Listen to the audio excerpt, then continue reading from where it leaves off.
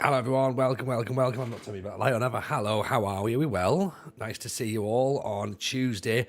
Don't normally see you on Tuesday. It's a bit of a new thing, isn't it? Because obviously, I'm gigging tomorrow night, so we can't do tomorrow night. So we're going to have to do tonight instead. And that's fine because, of course, last night was summer transfer planning. It's the start of season 3, or at least it's pre-season, end of season 2, leading into season 3. And as you know, we don't just do summer transfer planning over one stream because we need to try and plot this properly, don't we? We need to take our time. We need to try and work out exactly how we're going to spend that teeny tiny amount of money that we've got and make it go as far as we possibly can. And last night we managed to make it work, and tonight we're going to see if we can push on a little bit further, because obviously the big news, if you missed it last night, Ottoman has re-signed, and quite frankly that's amazing, but it does change our plan a little bit. Let's go have a look, shall we? I'm going to do that light as well, though, because it's annoyed me ever so slightly. So 2 seconds.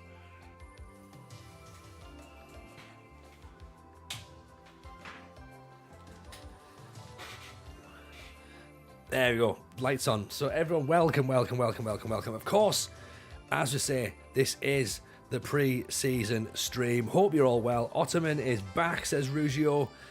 Alexander Corbin is in. Franco is here. Holster's here. Total Hoofball is here. Fraser Lloyd's here. Martin's here. Scott Games is here. Everyone else is chilling in the background. Rugio, of course, my man. Welcome in to everyone. If you're chilling, of course, you're very, very welcome. Also, hello to our friends over on YouTube as well. Hope you're well. It's nice to see you here. Apologies for last night when I didn't realise that the stream had actually restarted in YouTube, so apologies if I ignored you. That wasn't intentional. That was an OBS problem, so we blame OBS around here. Lulu Booster, welcome in. How are we?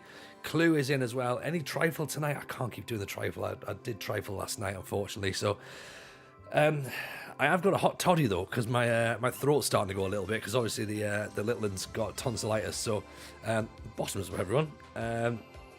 Josh Hill, what are we doing? We are doing a Build a Nation Greece.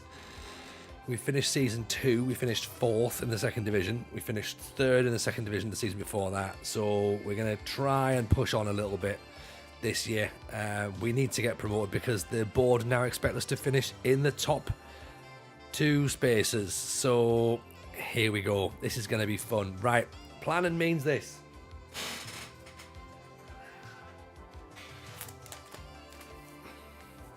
As we know, trusty pen and paper. So I had a bit of a look at my notes from last night, okay? And we've obviously got other coloured pens as well for other bits and pieces that we might need. Lam will be most disappointed. I just had a bourbon biscuit with my coffee. Oh, we can't start that again. He's gonna get angry, isn't he? Try not to upset Llama, please. Please don't upset Llama. That'll be horrible. Do feel free to discuss biscuits at any moment in time, of course, and let me know what your favourite biscuit is, and if it's something that we don't agree with, we will shoot you down in cold blood. But yeah, so plans we went through last night, right? So we went through, as we tend to do, okay, with a fine-tooth comb on the squad, and looked at the players that we've got, and then we looked at whether they were out of contract, and the answer to that was usually yes. And then we looked at whether they were worth our time coming back to and trying to put a contract in there. And then if they accepted, we then did a little thing of how much extra money we've gone over budget to retain them. And most of the players were kind of like reasonable in terms of what they agreed to add to their wages. Some one he actually saved some money on, so that was quite impressive. Kuntaritas said, you know what, save yourself 200 quid. I was like, all right, champion, let's do that then. Nothing wrong with Bob and Biscuits at all, Franco. It was Llama. Llama kicked off about it last night. He's not a fan. We'll do it this way around first of all. So this is the current situation with regards to wages, okay? Currently spending 31 grand. Committed to spend 31 grand, I should say. Sorry, our budget is 28. Obviously, that doesn't take into account the fact that some players still haven't been released yet, okay? And some players might be coming in. bank balance has actually improved, believe it or not, Fraser. So we were minus 1.3 million at one point. So if anything, we're up to minus 750,000 now. So we're pretty much making it. We've halved our debt. So, you know what I mean? Easy. Brian, how important is the adaptability of the game for technical staff?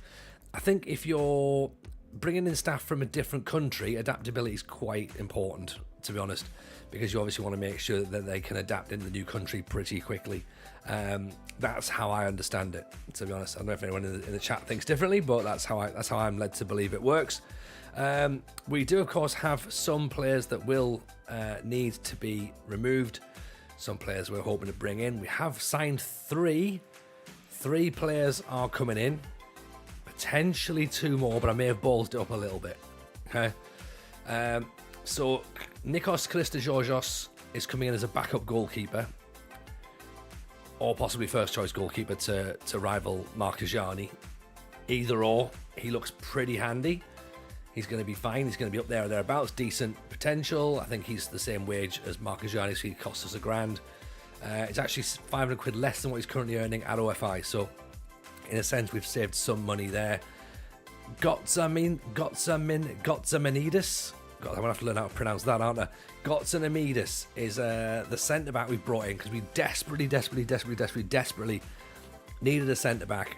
And he, first of all, has formerly played for Larisa. Okay, you can see just behind that little where the social media banner is there. Once that goes off, you'll see there he has previously played for Larisa. Then he went to Adelaide. Then he went to Panathinaikos. He's coming back to Larisa again. And yeah, I think he looks pretty handy, to be honest. Jumping reach 15, strength 13, work rate is 12, determination's 14 though. Reasonable teamwork of 11, decision making's 11, anticipation's 11, heading 13, tackling 12. I mean, he's so much better than what we've got, believe it or not. Like, if you think this guy's not great, then he is an absolute monster compared to all the players we have currently got. Dives into tackles with aggression of 13. Interesting. Yeah, maybe he just bounces back off. But physical centre-back. So, fairly ambitious as well, which again is going to be handy for us. Good in the air, consistent performer. Let's bring him in. We're also hoping to bring in Maudo Dieng. We don't know anything about him, but we've taken a massive punt on him, figuring he comes from Generation Foot. We can't quite get the deal over the line yet because obviously there's a signing on fee, which we don't have. So it might be the situation where we might have to wait until he's out of contract and then we try and re-sign him again. So we're just waiting to see if he's any good, really. This guy here, Andreas Athanakopoulos, Andreas, we'll call him, is hopefully going to be our new creator. Again, if we can get the deal over the line. He has 7 goals last season, 13 assists, 30 games he played for Kavala, again in our division, in the second division. Flair, determination, vision, passing, corners, dribbling, first touch, technique, fitness. He's everything we need, to be honest. Dictates tempo, dwells on the ball's a little bit of a concern, I must admit. But bring him in and see what he can do. Hopefully he can be someone who can help unlock defences, to be honest, and help create a few bits and pieces for us. And then we've also brought in Nikos Mazouras, who's a winger on loan from Panachakai. I think that's how you pronounce it, might be wrong again.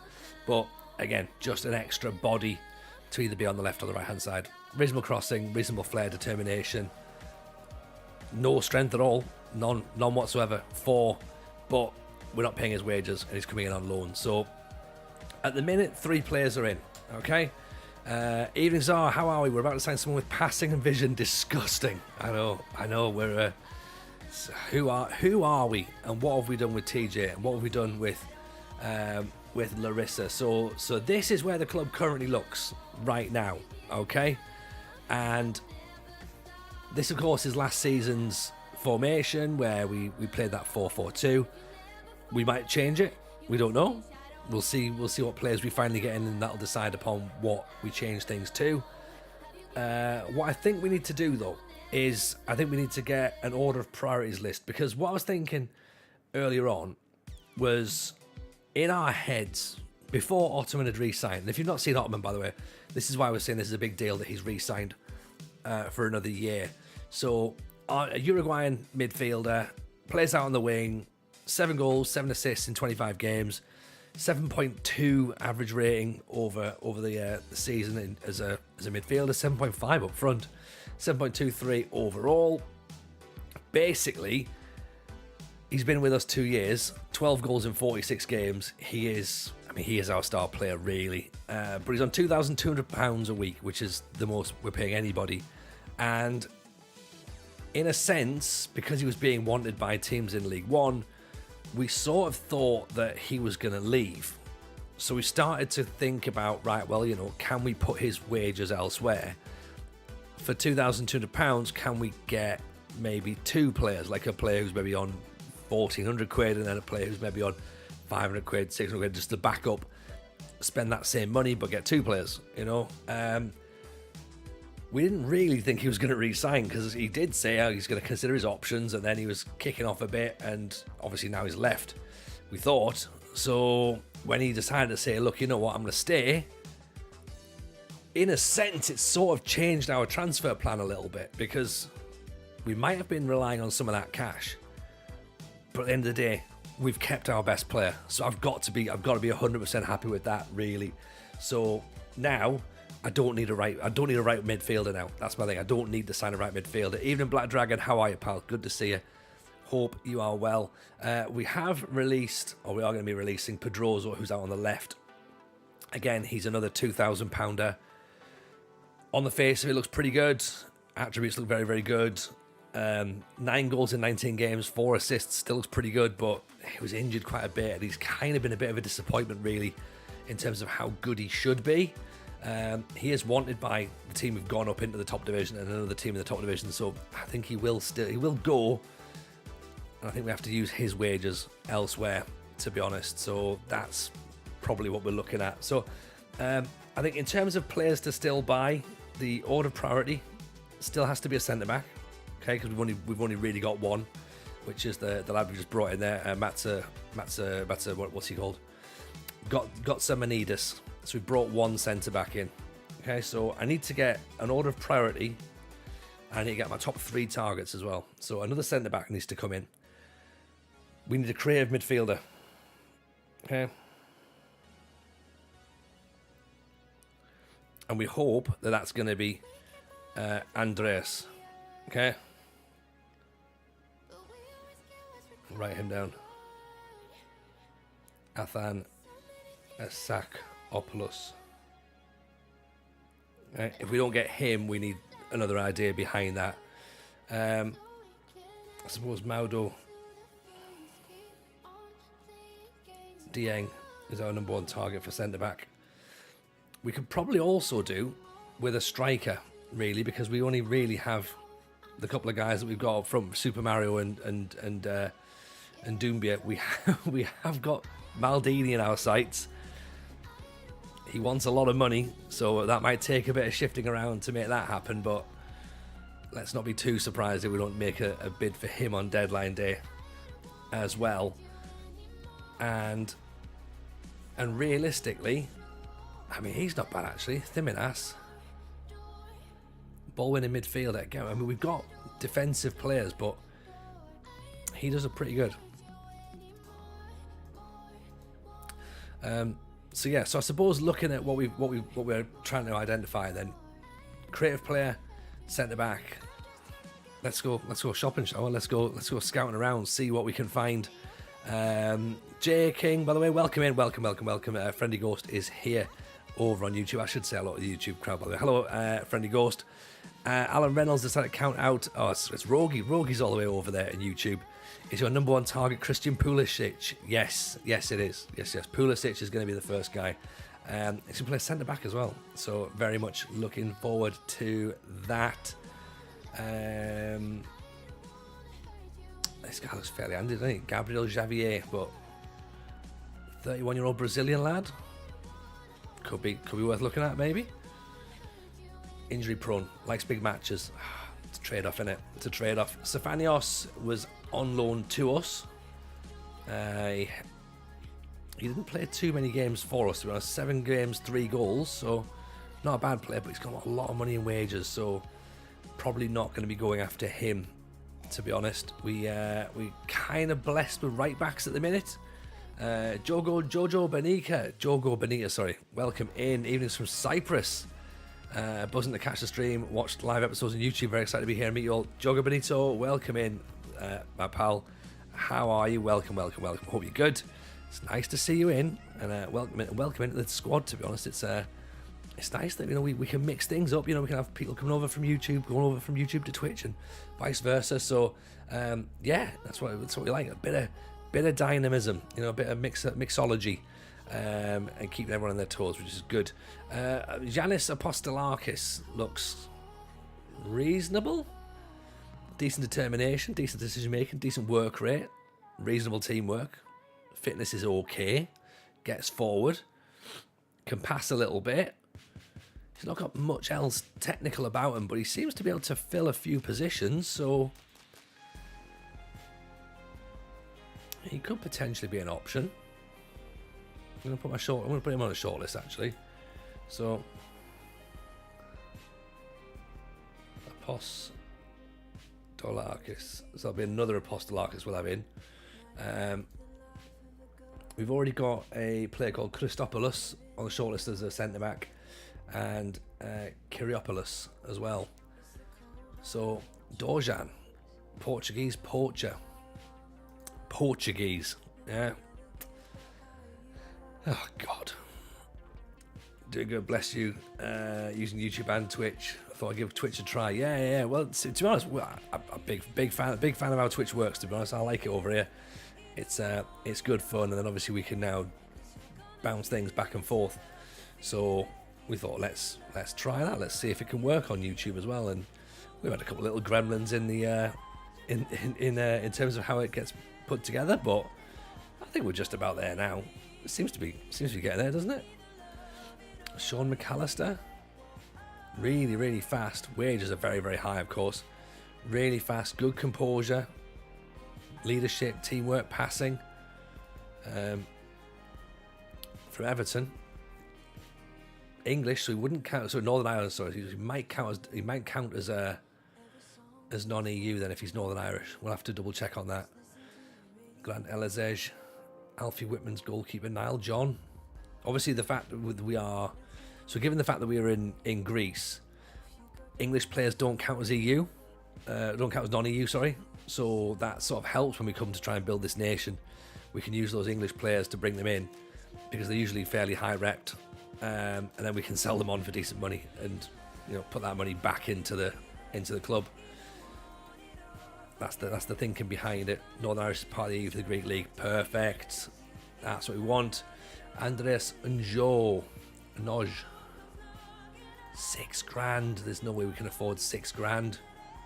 We'll put him on the shortlist though. Maximilio Lavera. I mean, what would be good though is if we can get players in on loan, and then it's not going to cost us any money. I think that's going to be my priority really going forward. To be like, how's about we try and get these guys in on loan? He looks pretty handy actually, to be honest. Jacopo Gianelli, determination 15, passing, vision, balance, moves the ball to the right, goes for a bit of a dribble. Not too. But this guy as well. Demirican. 14 for acceleration, 14 for dribbling, pace, flair, off the ball, vision, 6 foot. Oh, I like the look of this guy. He wants a lot of money in wages, but I like him. I like that lad. We requested reports on this guy. Bosnian centre-back. Jumping reach 20. Acceleration 8. Doesn't matter. Doesn't matter that he can't run. He's 6'7". You know how we said we were lacking height? I think we found our height. I think we might have found our height. Yeah. He's on 140 quid a week as well. Determination 14. Jumping reach 20. Stamina 14, strength 14, heading 14. I mean, there's our guy, right? Fairly susceptible to injuries. How many injuries has he had? Hernia, fractured toe, virus. Pff, that's nothing. That's nothing. Get the boy in. How much is this going to cost us? $2,000. Just sign the giant. Like, it's 100%, right? There's just no ifs or buts about it. It doesn't even matter if he's not any good. He just literally has to be signed, doesn't he?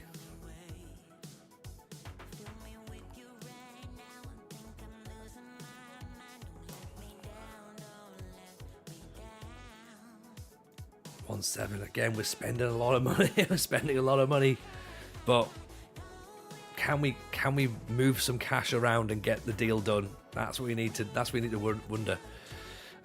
He's 6'7". Get him in. Sean McAllister looks good. Sean McAllister does look good. Ghost on YouTube. So we're gonna have to see if we can get him in, because I think he's gonna cost us money now, like a lot of money now, because of how because that is obviously still going to be on his English wages.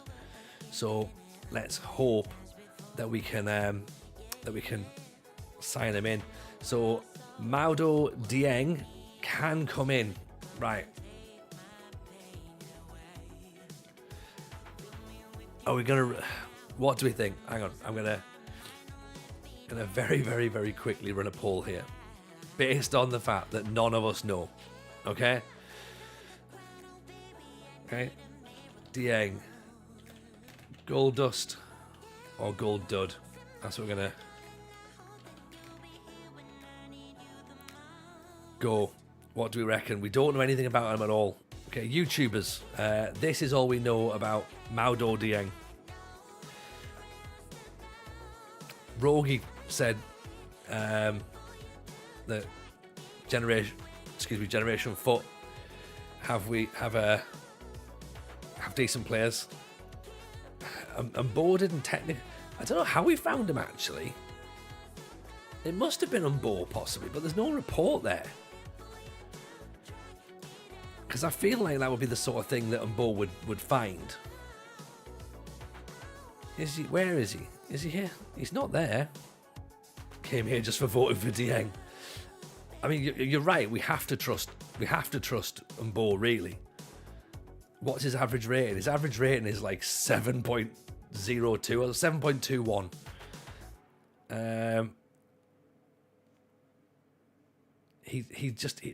I don't know what division Generation Foot play, but he intercepted 68 times. He cleared the ball 45 times. He had 65 tackles. Umbo knows best. He really does, doesn't he? He really does. Umbo found us Doumbia. So whatever happens, Umbo has found us one man. Obviously, we signed Dieng now. So here's the question as well. We signed Dieng now. We run the risk of not getting Andreas in. Do we wait? Maybe get him for a bit cheaper. I think we just go, don't we? Dabazas has got to be the director of football. He's got to stay there. Like, do you know what I mean? There's no way we can move Dabazas out and be like, right, yeah, you know what? I know you're a Larisa legend, but hey, Umbo and Penzer's here. Who, again, is also a Larisa legend, but I don't know if he's quite as much of a legend. We're going with Gold Dust. Let's see then, shall we? We'll find out in 2 weeks. Because we don't know. We don't know how good he's going to be. We presume he's good. Greece has already moved up 5 places to 15th in the competition rankings list. See, we're building a nation and we're not even in the top division. Do you know what I mean? Dabazas out. Oh. Some big chats here, innit? Larisa have moved up 87 places to 285th. So, you know, again, we're on the charge. We are on the charge. Only 284 teams to overtake before we are the best team in Europe. We still have to overtake the 3 other teams in Greece who were better than us in the 2nd division. Almost completed the challenge without being promoted. Yeah, easy. This, isn't it, Franco? Easy. So, Mbo is in. So Dieng is in. So that is 2 centre-backs. Kolosavitos. I don't even know how you pronounce that. Kolovestios. Former centre-back. Born in Larisa. I think we looked at him before, didn't we? Yeah, he's on the shortlist. Yeah, he's already on the shortlist. 33. He's got a contract till 2027, so he's obviously not going to be coming anywhere yet. But good determination. Really, really good determination, actually. Yuzo Niang looks fairly handy as well, so we'll keep him on the shortlist. Might be able to build a team of Senegalese and Malian players and do it that way. Build the... Can we delay that again? $8 grand? I don't know if we can or not. $8 grand for Radesh. Again, I'm not entirely sure it's going to happen, is it?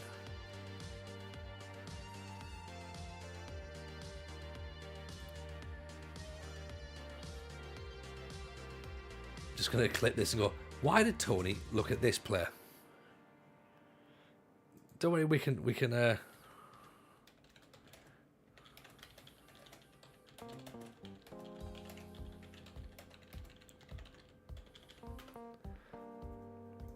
because what we might have to do is we might have to hold a meat raffle, yeah, or wait until their contracts expire and then go back in for them again. So that could be the best way of doing it. Yeah.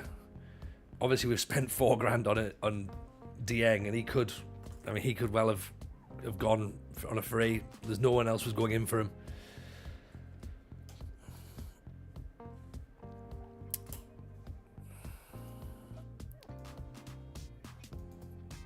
Where do we go?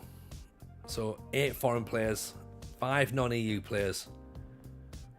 We've currently got 4 non-EU players. We've currently got 3 non-EU players who are not under 23s. So we're doing fine so far with everything there. 152 grand for TV rights. That's not brilliant, is it? Finances now look like maybe we do need to hold a meat raffle. Monrep, I think you could be right. We're not exactly dripping in money, are we? Sadly. So yes, that's a concern. That is a concern. We start the season against AK. We play Nikki Valou on the 1st of November, and then the 14th of March. End the season against Panachaiki. We do have some wage rises.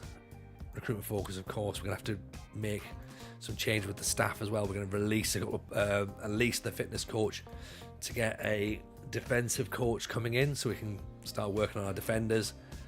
I want to have a quick little nosy 24-hour stream for Larisa.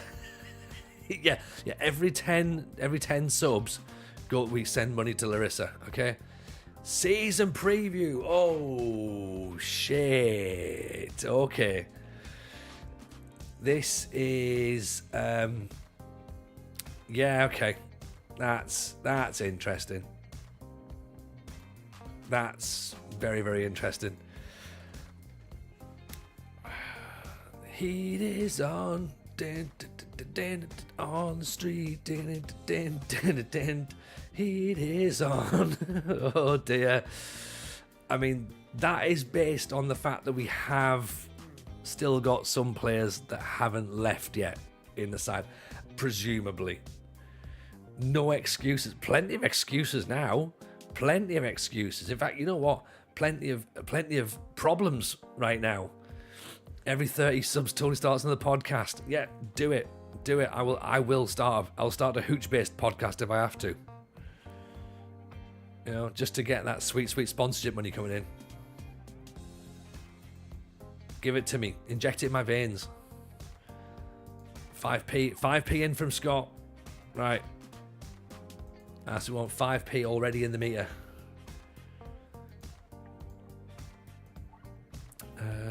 Was that a loan inquiry, is it? Oh, we can't loan.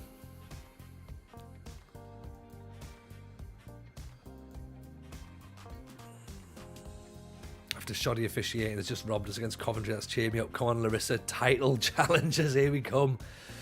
Yeah. That could be a thing. Yeah, let's go and win a title, shall we? Yeah. Too much. Far too much. English players wanting wages. Who'd have thought? Trifles cost. I'm just bellied. Just finished a whole one. Yeah. They'll get to you. You gotta work your way up to a trifle. You know, people just go straight in and be like, it's just a trifle. This will be easy. They don't know what dedication it takes to eat a trifle properly and regularly. Did I eat a whole one last night? I'll be honest, I ate 2/3 of it. I didn't eat the full thing. Normally I go for the full thing, but last night I flagged. Questions. I know we said Paraskevas was going to stay because he's versatile. Is he actually good enough to stay? He's 400 quid. He's got good determination, good decision making, good work rate, good tackling. He's not really got much else, but he plays everywhere. Plegas is on at least 700 quid. Plegas, I feel bad for him, but I think it's time he goes. I did say on last night's stream, if we go into the season with a midfield of Plegas and Petralis, I'll be disappointed because I don't think that's good enough to challenge for the title. He's wanted by Kalamata, so again he'd stay within Greece, so that would help. That would help the league. He's not going to go elsewhere. I sort of feel like we need to move him out and use his wages elsewhere. Like Liavis is better, so he's going to be playing in that ball-winning midfielder. Petralis is better, and then whoever we bring in is going to be better.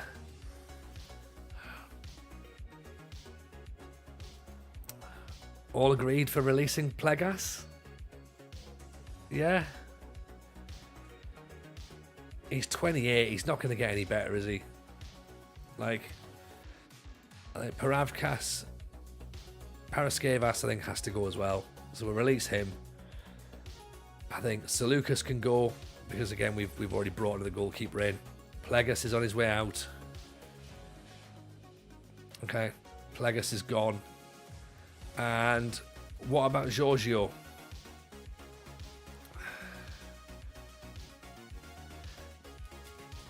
I think he's a right back, really, isn't he? He's a right back. He's not a centre back. With jumping reach of 9, positioning of 13, concentration of 13, tackling of 14. But then again, we've got right backs. We've got Delijanidis. We've got Apostolakis.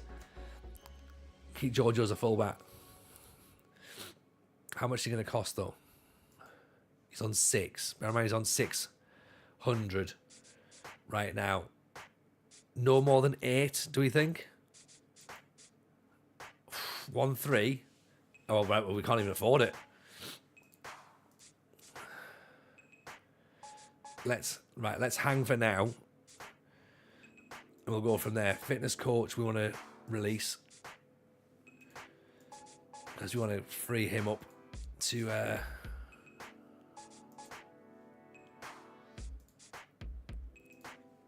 get a new defensive coach in. I mean, 6 for set pieces. That's probably about as good as we're going to get at this point, isn't it? I think keep the players as they are at this minute. Physio, maybe we get a new physio because his attributes are pretty handy. You know what? Let's trust the backroom staff. They've got 1 year to work for us, okay? And then after that, 85 quid to 240. Don't be silly, mate. Not happening. 200 quid. We got lots of injuries last year. But we've also now got RDF's training schedules to plug in. So there's going to be that to look at as well. Okay, so theoretically we might actually have less injuries next season.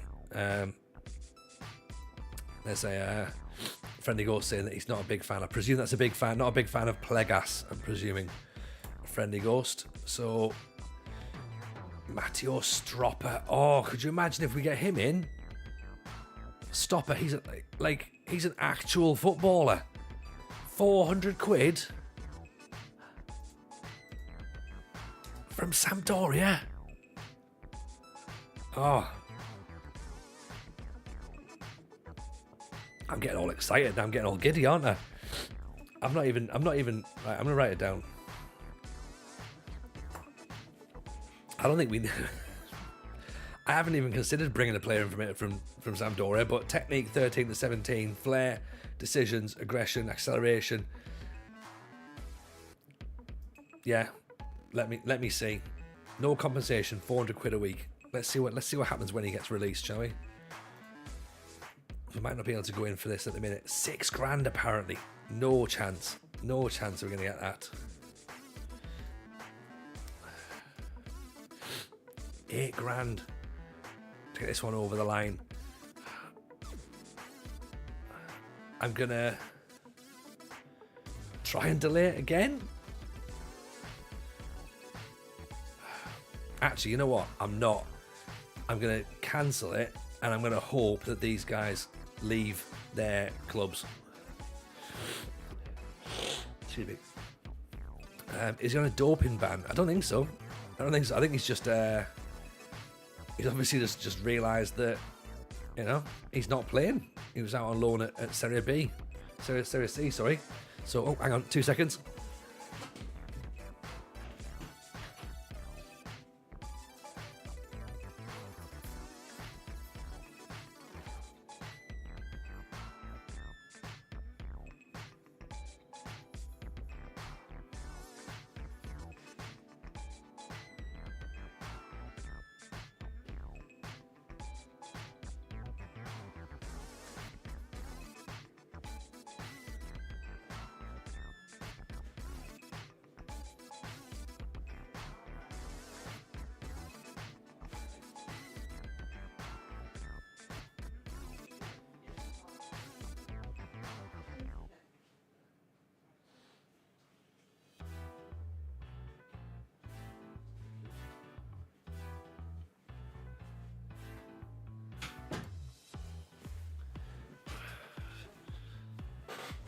Mrs. J's back.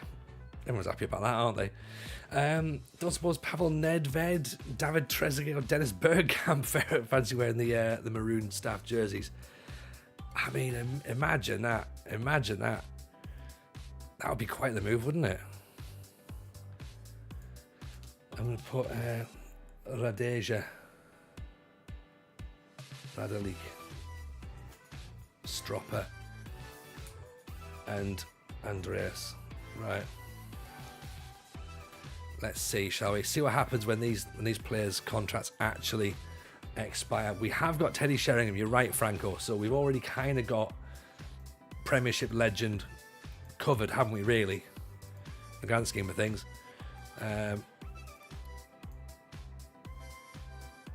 Ninikas, don't offer him a new deal? No, I agree. Release on a free, 2026, don't need to go just yet. So 1 week until players' contracts are out, and then we get to see what happens. Barbialis. I mean, see, the thing is, again, we don't really need to be. He's chief scout. Yeah, 64. His contract's till 2027, so he's not going to be coming anywhere just anytime soon, is he? So we'll leave him out there for now. Get Stopper on trial. I think we're gonna have to wait until he leaves, because I can't see him coming on trial for a week, given the fact he's out of contract. But we can try it.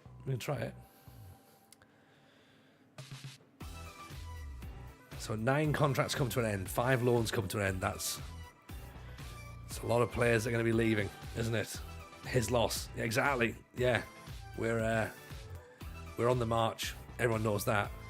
Thanos Catalaris looks very, very good. Very good. But he also wants 4.5 grand. So he's off to the Cypriot League. Stopper snubs Larisa for trial. All right, well, we'll remember that. I mean, we'll forget it very quickly as well when he goes, oh, I've made a mistake. And we go, yeah, good. Yeah, in you come, mate. I mean, this guy looks like a decent player. Burner. We obviously won't be getting him unless he's available on loan. But he looks very tidy, doesn't he? Stanzos. Youngster, 140 quid. Where was that other lad? Was it Porto we looked at? Whether we had there was the youngster that was wanted by everybody, and we were like, oh, should we try and see if we can get him in on loan? Was it him? Matty C in with the prime 6 months. Thank you, Matty. Very, very kind indeed. Appreciate the support, buddy. Hope you're good. Very, very kind indeed. Thank you for that. It's not Burner. João Teixeira, that was the lad. He's got a contract until 2029 now, so nobody signed him. So maybe we can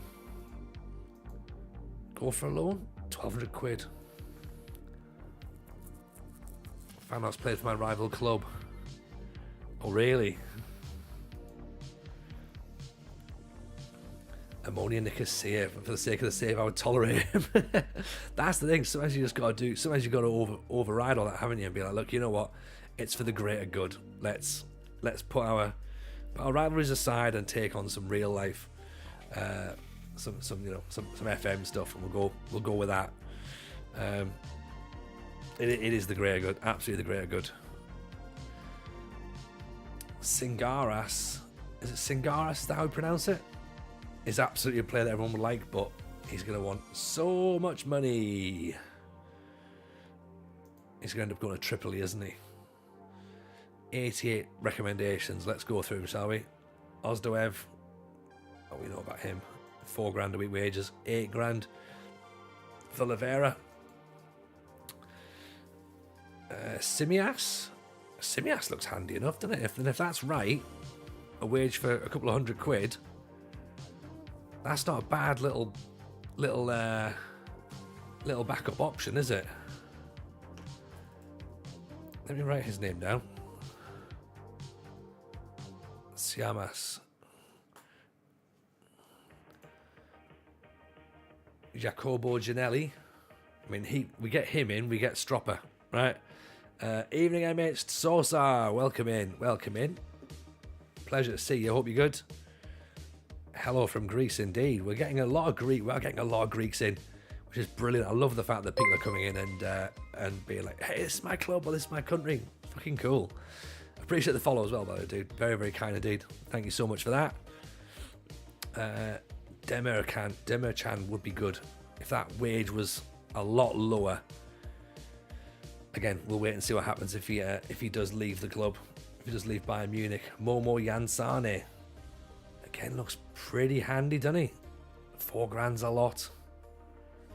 There's a lot to like there. Dribbling, acceleration. These are all attributes that are way ahead of what we should be having, of course. This fella, we desperately want him in, don't we? 6'7", jump and reach of 20. Yes, please. Just please don't go to anybody else. Levidiarkos. Oh. Of course, Levidiarkos. Hope he doesn't go there. Kottas. Terrific domestic signing for the future. Jumping reach of 16.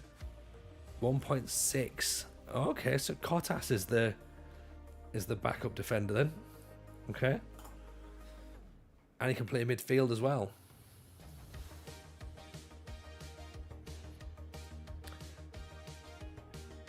Fikaj. Earns 240 quid a week. He's not really got the physicality to be a centre-back, has he? I don't think. Lassie definitely has, but then Lassie also costs $5.5 grand a week, so I'm not going to go for him. Christopoulos, I think he's the guy we had on. Did we have him on loan? No. It was another Christopoulos we had at AEK. He looks fine. He looks fine, actually. He's on our shortlist, as is this guy, Liagas. To be fair, I think we've got most centre-backs in Greece on our shortlist, really. Bargalianas looks very, very good, but that's probably a little bit too high for us, wages-wise. Plus, it looks like we're going to have to sign him because he's still got a contract for next season. As Tony launched a Larisa-shaped torpedo through the support hearts of promotion this season. I mean, I hope so. We're desperate to go up, aren't we? Like, we would love to. SAVD, welcome in, appreciate the follow. Like, we'd love to do it, and we'd love to sort of like be like, right, let's get it done. But we've also got to be realistic, and that's the problem. That's when this stream doesn't work. Do you know what I mean? Like, when realism starts happening, that's when concerns happen.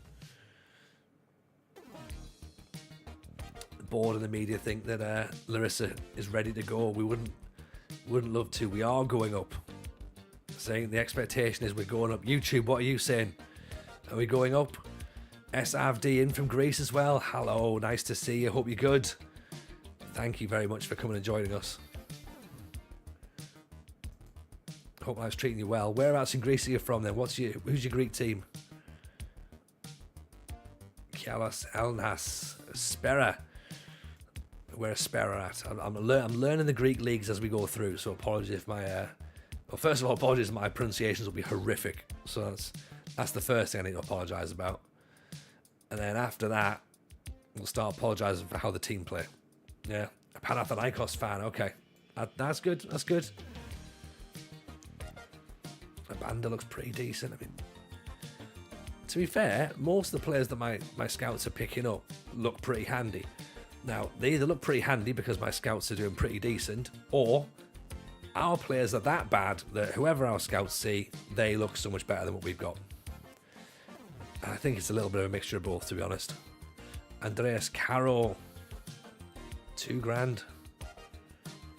He could be pretty decent. Purita, 1.8. Like, this is bizarre, isn't it? Because obviously we've sort of got to the point where we're just like, £1,800 is a lot of money in it. Like, £1,100, that's a lot of money, and it shouldn't be. It shouldn't be that, but that's the league we're playing in. Yeah, this is where our game is right now.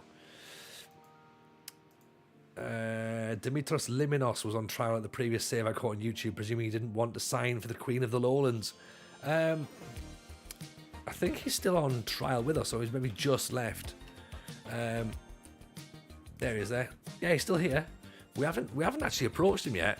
The Brazilian and Greek player. I think it's because I thought he was going to be too expensive because he's been at Cologne before, wasn't it? I don't think we've even asked about his wages, to be honest.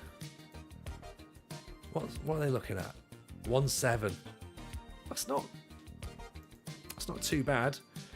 You can also see the Save Us Spartans on YouTube. Yeah, we've got two going on, to be honest. We've gone back to Blythe Spartans, so I'm kind of sort of known for Blythe Spartans, I suppose, really. That was a save that I did years ago, which then became part of the stand-up show.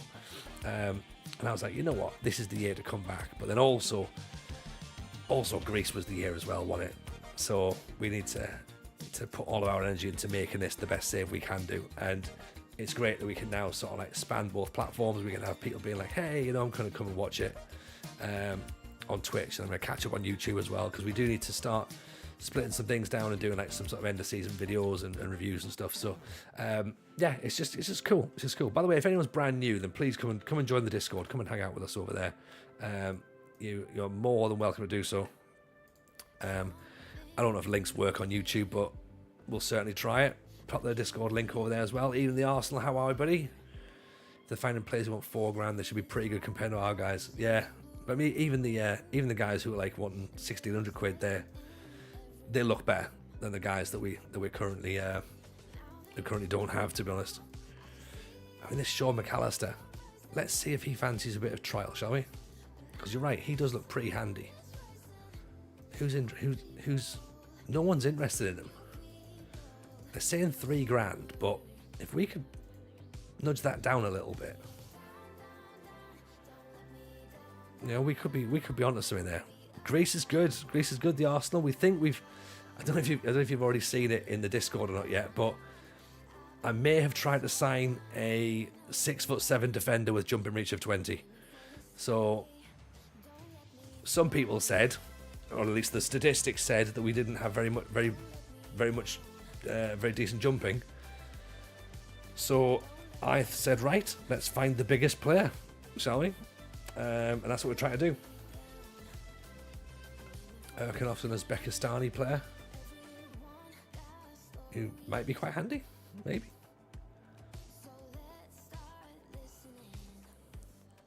Signed a Senegalese defender blind. Yeah, I mean, yeah, there's that as well. We also signed a player that we have no idea about. But that's where the fun comes, right? That's where the fun comes. We don't. McAllister doesn't want to come on trial just yet. Right, okay, fine. Whatevs. If that's how he's going to do it, we'll see. How high can we kick our set pieces will be the next question. Yeah, like NFL, that high. Or rugby. Or you see when strongmen throw things up in the air over heights. That. What would happen if you're sacked, though? Interesting question. We just take another team. We're taking another team, Scott. We're trying to build a nation. We're not trying to build one club. So what'll happen is we'll look at another club in the second division, presumably, unless we somehow fluke our way into the top division and get a team who's maybe near the bottom. And we go with another club. All it does is it just means that the plan to build the nation obviously slows down a little bit. Even Lelujo, how are you, buddy? Welcome in. Welcome, Raiders. How are we? Hope we're well. How's the stream? Welcome, head, heart, and balls. Nice to see you. We should probably say, by the way, everyone who's come in, Simen, appreciate you as well. Very, very kind. TJ falling upwards, never. It has been known. It has been known in the past. AB95, welcome in. Evening to you. Simen, of course, appreciate the follow. Rab, appreciate the follow as well. Thank you very much. Of course, if anyone does want to drop a follow, we are doing Build a Nation Greece here. If you followed Kev for years, you know Kev's done Greece before, so you know this is going to be a fun save, don't you? Bowlaskov, you've decided to do the same thing. You've hit that follow button. Stubbsy's hit the follow button. Appreciate you all. We're currently in season 3 transfer planning, to be honest. Carlo Darts, appreciate that follow also. This is the second part of our transfer stream, because we do this. It takes a while, the way that we do it, right? Because I go through things... Because basically I need to try and limit the excuses for failure the following season. So we've got notepads. We've got notepads out. We will obviously go through with like scratching stuff down. Things we like, things we don't like. We've gone through contracts. We've gone through lists of priorities of, positions that we need to fill and our number 1, 2, 3 options. And that seems to be working pretty handily. If that doesn't work, sometimes we just sign players blind. Because that's also fun. And we do that. So we've got a Senegalese centre-back coming in 3 days' time who we don't know anything about, but we figured why not. And we're also trying to sign a 6'7" centre-half who's got jumping reach of 20 because we lacked height, so we figured we'd buy all the height we could possibly find, and that is what we're doing right there. We are at a club called Larisa as well, who basically they are in the second division of Greece. Last 2 years, we finished second in the second division, which of course was split into 2 divisions, first of all, North and South. And then we finished 4th last season when they made it all into 1 division. So unfortunately, we still haven't been promoted. And unfortunately, this season, the expectation from the media, they expect us to walk the league. And that's a lot of pressure. That's a lot of pressure. Do you know what I mean? Like, granted, our top player has re-signed a new contract, so Ottoman stays. I'll just find you Ottoman. You can have a quick little nosy so you can get yourself familiar with some of the players that we've got in this team. So Ottoman here, Uruguayan midfielder, 12 goals in 46 games over 2 seasons. He's got a stack of assists last year as well. 8 assists, 7 goals. He got 8 assists the season before. He got 5 goals. So we were wondering if he was going to leave. He decided to finally turn and say, you know what, no, I'm staying. Fantastic. Brilliant. Thing is, we started planning for life without him. We didn't manage to find his replacement, which is good. But we were sort of almost going, I could do with his wages, but he's not around. Well, he is around, and that's good. We're going to keep hold of him. We're going to lose Pedroso, who's also on the same amount of wages, so $2,000 will be made back in a second when he leaves. 32-year-old Argentinian. Looks good, plays good. He was a bit inconsistent last season. He got a few too many injuries for our liking as well. And to be fair, if League One sides are after him, we're trying to cash in. We're trying to get him moved out. But I think he's going to go on a free, which is fine. Take the money. Yoris Okore is going to go as well, hopefully. We put a really silly $20,000 release clause on him because we thought, right, that'll be fine. Like, you know, he's going to play well and we're going to cost ourselves when it comes to him leaving. And he didn't play that well, so no one bid $20,000 for him. So now we're trying to sort of like push him out, going like, hey, do you want this guy? Do you want this guy? He's going to be great. Again, too many injuries and not really performing to the wage that we're paying for him. And we want to kind of get that wages spent elsewhere, to be honest. So that's sort of where we are. We've got this guy called Doumbia, who has been a cracking little find. Some of you who are maybe a little bit older might remember champ manager Umbo Mpenza. There was a champ man legend, Umbo Mpenza, and his brother Emil Mpenza. They were 2 Belgian players. Now, Umbo played for Larisa in Greece at one point in his life, and so we thought, well, we'll get him in as a scout. He's a scout in the game, and his knowledge is yes, basically. So this is his scout knowledge here: Belgium, Greece, France, Democratic Republic of Congo, Germany, Netherlands, Guinea, Nigeria, Bosnia-Herzegovina, Croatia, Denmark, Norway, Slovakia, Sweden, Spain, Ukraine, Serbia. He wanted 50 quid a week to be the scout. We thought, get him in, perfect. He found this guy here, Mamadou Doumbia, from a club in Mali called the Black Stars. He'd scored 24 goals in 51 games. We thought, is he going to be any good? We'll try and sign him in January, bring him in on a free transfer, and yeah, he's fine, to be honest. 10 goals in 17 games and 6 assists as well. So he's going to be our sort of like, he's our new star. We're putting him at the top of the table, and like everything goes through him, really. 19 years old. He's already potentially valued like nearly 2 million quid, which if we have to sell him, great, we reinvest the money, but hopefully we don't have to sell him and we can at least use his goals to put us into sort of consideration for promotion this season. And Bo and Emil were talented ones, yeah. Like, they're both talented. I think Emil did go to, are you saying Schalke there? That's a possibility, actually. And Bo, where is Mpenza? Because Emil was in as well. Unless he's decided to leave. Yeah, he's not in at the minute. He must have left. So we're going to try and get him in as well. We've got Teddy Sheringham as a coach, by the way, as well, in case anyone's confused, going, I wonder who Tony's got in his coaching staff. The answer, Teddy Sheringham and Nikos Dabizas. So there you go. Teddy Sheringham fancied a little jaunt to the Greek sunshine. So he's doing some coaching for us. And Nikos Dabizas is the director of football, who again played for Larisa, so it sort of makes sense that he's there. Teddy Sheringham makes no sense.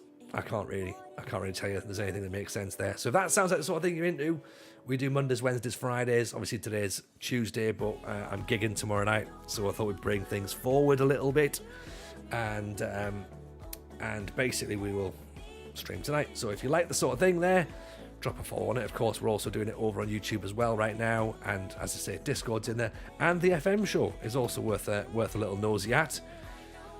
Of course, we do the FM show, myself, RDF Tactics, and producer Steve, out every Wednesday. Hey, what day is tomorrow? Tomorrow's Wednesday. Get yourself involved in the podcast. There's going to be a new episode comes tomorrow. It's going to be great. We're talking about tactics. It's going to be fun. If you're part of the Patreon, and you've already seen it and heard it, so I'll let you lot be the judge of whether it's good or not. But I think it is. I think it's a good one. So, right, fitness coach is gone, which means I can now apply, or at least put a ad in the paper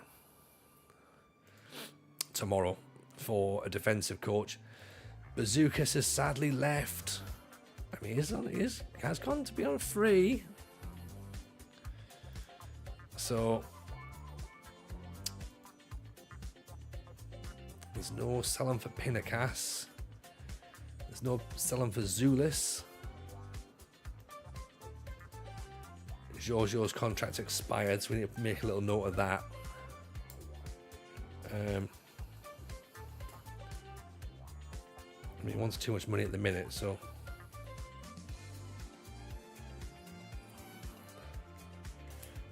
also as well, let us know what your saves are as well. By the way, of course, come and tell us what's going down in your worlds. Feel free, of course, as I say, to join the Discord. Players have gone. Pedroso's gone. Brew's gone. Plegas, Seleucus, Parascavis, Nino, Matildis, and Gega have all now officially left.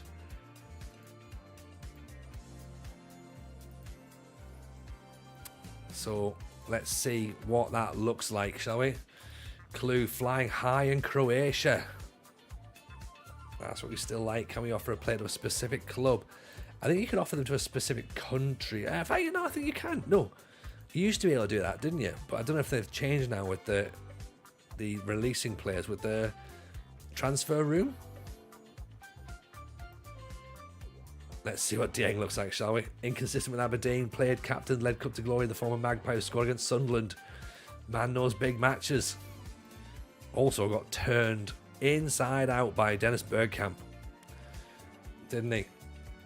Inside out. Heskey's son's trial is finished. Nodge is without a club there. Let's see what Dieng looks like, shall we? We're hoping he's going to be good. We've signed this player completely blind. We've also trialed Maldini, Daniel Maldini, by the way. Not. But to be honest, I would have even tried to have got Paolo Maldini in personally. I would have tried. Finances don't look good. We're currently 860 quid in the red. Wages, we are literally like scraping the barrel here. Oh no. What are they saying here then? Liminos could go to Kalamata. Panios could go after Strezos. And Shanyan can go after Chatsanopoulos. Mazuris, yeah, see, I knew that they'd be pissed off about that. Like, this backup player coming in. And he's clearly backup. He's on loan. He's not costing us anything. We'll see how we go. 3 signings finalised. Dieng. Very pleased to sign a player of this calibre and importance. Signed unseen.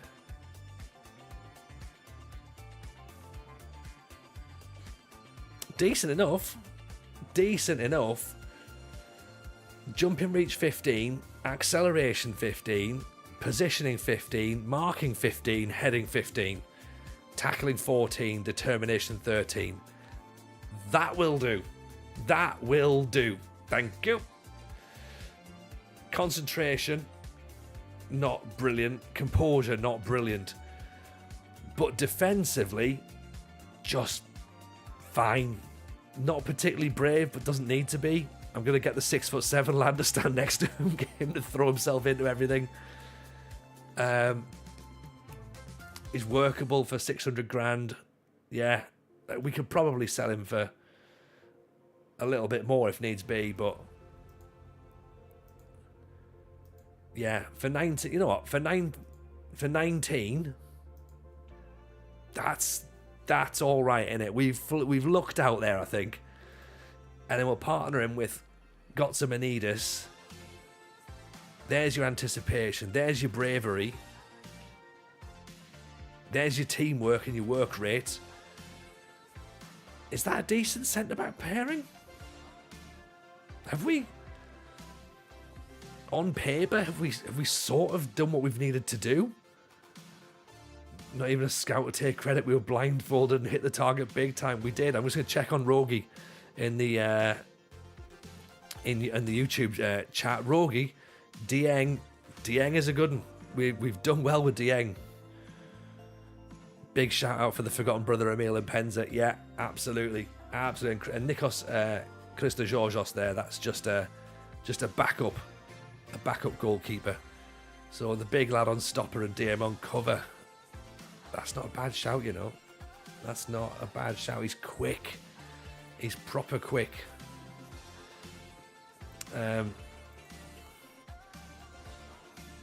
So let's just go with sorry, questions in the Discord. If I don't go up, is this a bottle job? Yeah, probably. I think that's probably how it goes, right?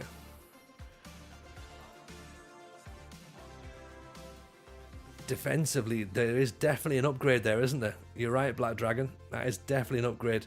And he's left-footed as well. Dieng's left-footed. Gotts and Amidis is right-footed. I mean...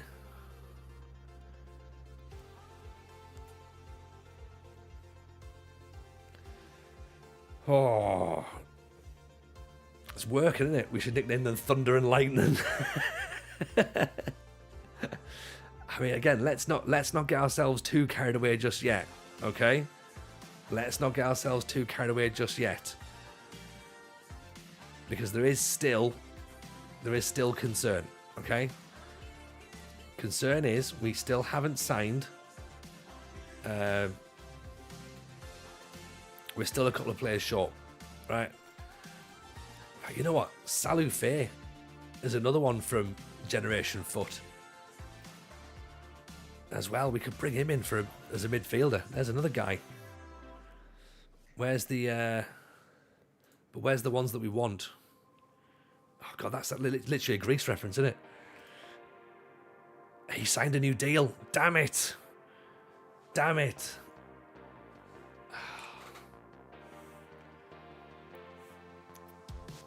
Andreas re-signed. We had to roll the dice on it, didn't we? Because we kept delaying it, and being like, right, you know, do you reckon that if we delay it one more time, because we didn't have the money to actually lock it down, like, could we delay it one more time, still get it over the line? And we I thought maybe we just front it up and go, look, it'll be fine. Let's go with it. Delay it, say no, wait until his contract expires, go back in. I was wrong. Sorry, everyone. Sorry. So that now means that we need to find a midfielder. Pelu in with the follow. Appreciate you. Very kind. Thank you for that. I mean, Salou Faye could be that guy. He could be.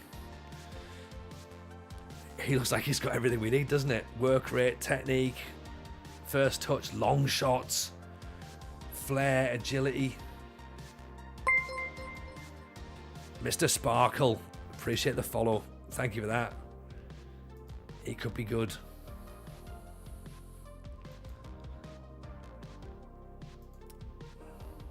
So let's see. Noj wants to come in on trial, that's good. Radilek's coming in and Faye's coming in. So let's get these players registered, shall we?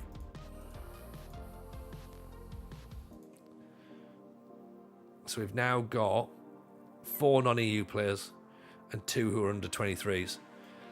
Just saw attribute masking, signing a very decent centre back from Africa without using attribute masking. Yeah, that's how you do it, innit?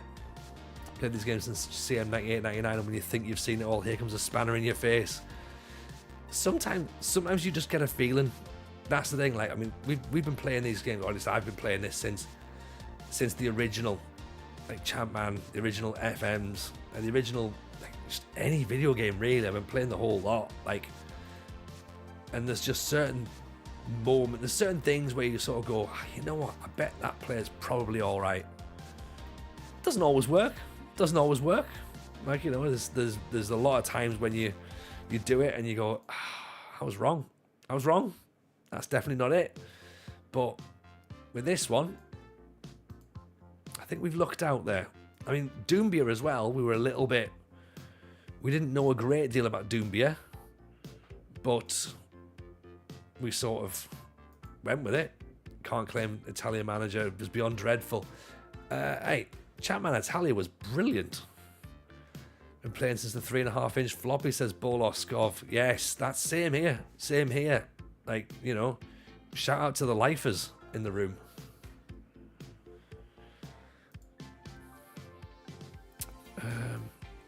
So the issue now, of course, is that we haven't really got any more players that we can lose. This is kind of us. We've got some players we can put back into the under-21s to sort of make our squad look less bloated. Am I watching the VOD of last night? Still on the Corey dilemmas. Hello, Llama. How are you, buddy?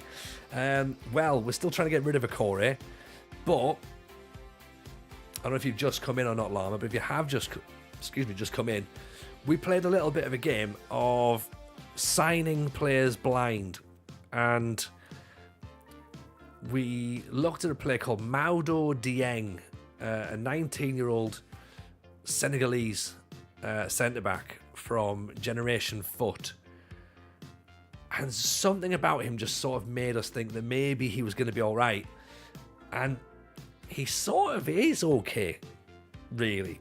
He's not too shabby. He's got everything we need. Positioning, determination, jumping reach, acceleration, marking, tackling, heading. All above 14. Work rate's not brilliant, teamwork's not brilliant, leadership's not brilliant, but for 19 years old, we can work with that, can't we? We can absolutely work with that. And hopefully he's going to be a half decent centre-back that we can put in and slot him up alongside this guy, Gotsanamidis, who's going to be the kind of the traditional centre-back, I suppose, really. The guy who's going to be in there doing all the tackling and kicking things. So definitely defensive upgrades in that sense, but now we're looking for a central midfielder to come in and sort of pull the strings, really, be that creative influence. Is it going to be a Maldini? Can we afford? Maybe. This lad, of course, we desperately want as well. Finances might be an issue, but he's 6'7" and he's got jumping reach of 20. So I will not hear a word against why we shouldn't sign him, other than, Tony, we can't afford him. And even then, I'll say, no, find the money. Find the money. Get him in. Yeah. I don't care if he's slow. I don't care if he's susceptible to injuries. He is big. Right? He's 27 years old and he's Croatian. What? Like, that's what you need, right? That's exactly what you need. Say not with that pace, friendly ghost, maybe not. But if you've got little Dieng running around as well, then he can do all the running. You know, even a nomadic striker, welcome in. Hope you're well. Get him to play left back and then find 2 6'8" centre backs. He could be the midget, couldn't he? Get Cal Hewlin in and he can be the poacher up front.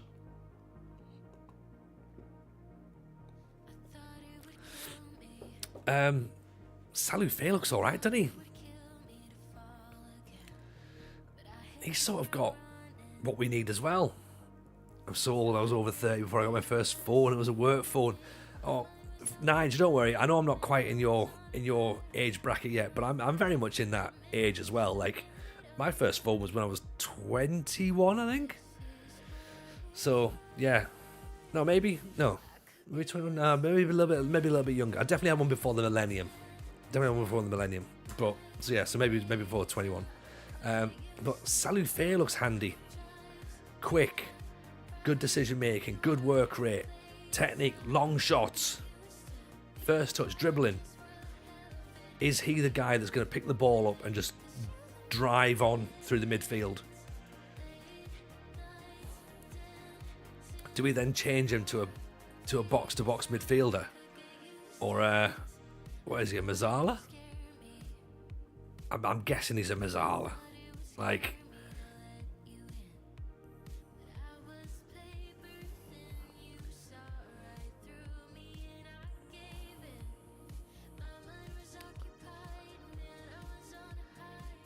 he only wants £1,000 for that kind of money. Let's just see if we can put it in.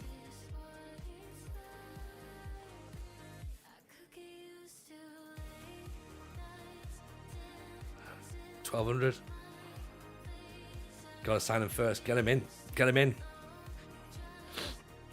Get the boy through the door. Loan offers made for Akore. Yes. And they're going to pay his wages. Get in.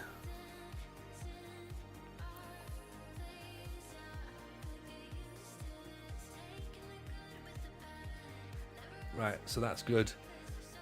Yeah, accept that. And that's good, accept that.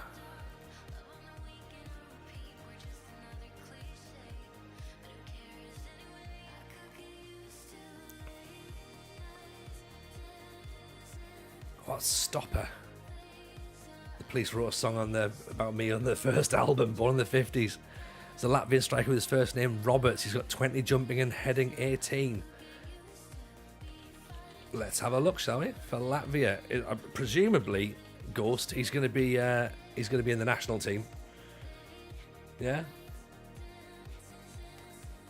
Roberts Uldulkrisk, is that the guy? 6'6", jumping reach. There we go. 27 years old. He's not me coming in just yet, but we'll stick him on the shortlist. He'll be one of our players in the future. In fact, let's have a look at the low market. See what the low market looks like at this point, because we could probably do with some backup. Is there anyone that we've seen previously that we quite like the look of? Oscar Bob.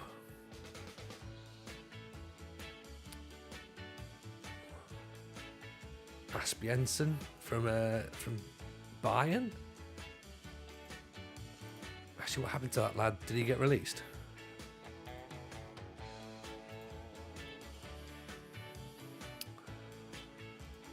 Sorry, let me go back. I'm sure I've got some sort of ADD or something. Sign Bob Blind.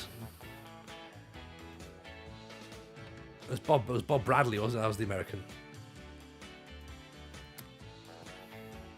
Where is he? Well, there's the McAllister. Let's get him in. Let's see. Get him on that trial. See what he looks like.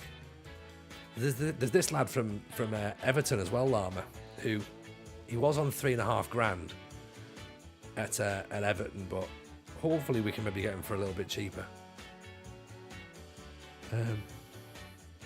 Was he on the left-hand side? Was he?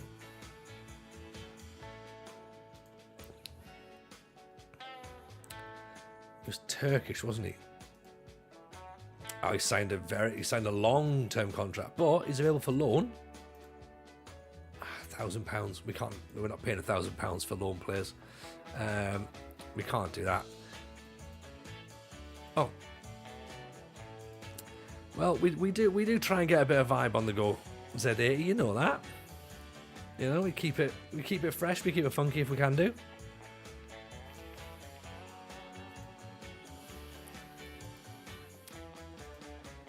Master's going to want a lot of money, is he? Well, let's get him in and have a little peek, shall we? But yeah, I think we need to start looking at the loan market now. We brought Heskey's son in on loan last season. I wonder if we do it again. Because in a sense, it wasn't the worst decision we made. And make of that what you will, as to how many other decisions we made. Zavaridis.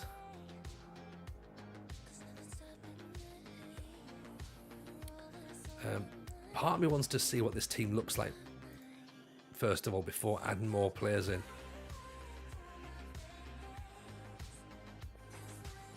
Gerald Cancer. Again, he's another player we could possibly look for. $2,500. No chance. No chance. Lassie.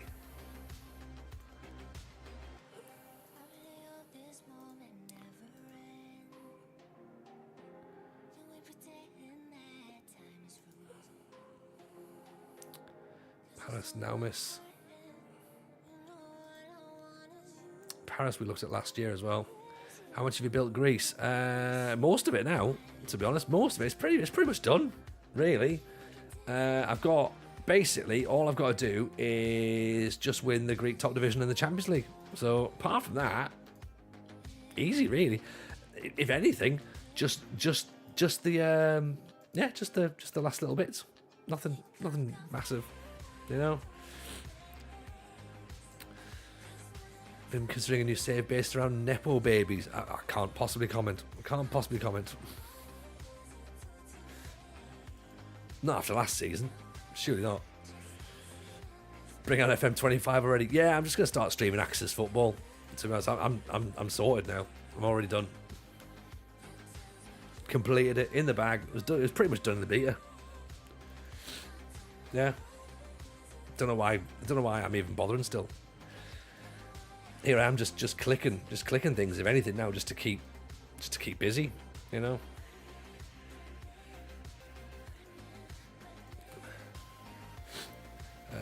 Yeah, so we could do with a defensive coach, to be honest.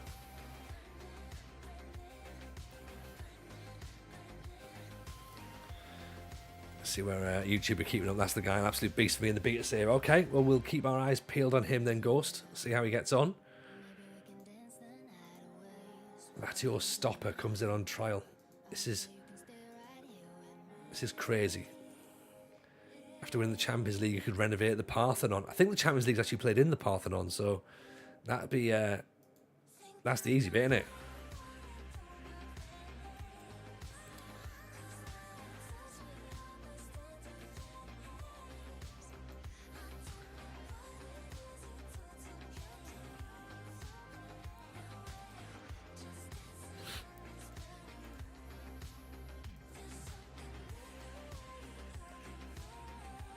That needs a day off. Yeah, knock it down, replace it with the TJ statue. Yeah, that's probably the best way of doing it. Actually, it's just in the way, isn't it?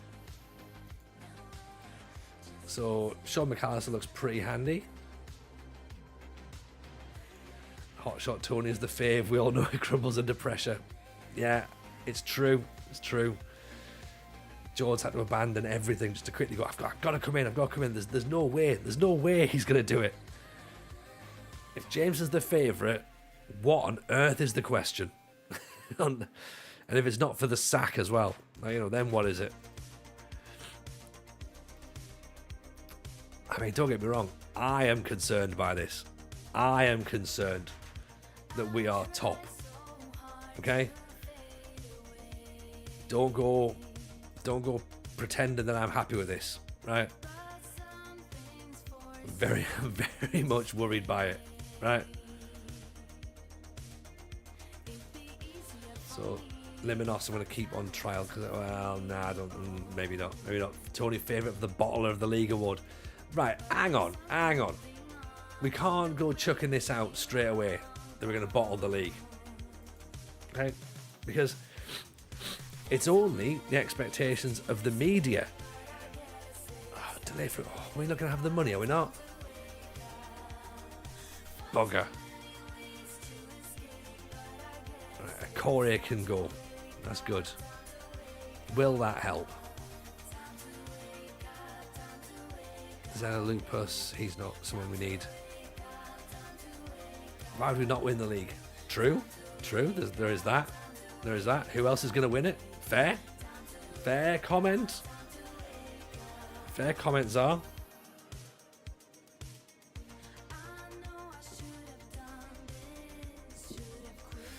Lividiakos, of course, have come down. As part of the deal, they've agreed a £38,000 future fee. It's brilliant.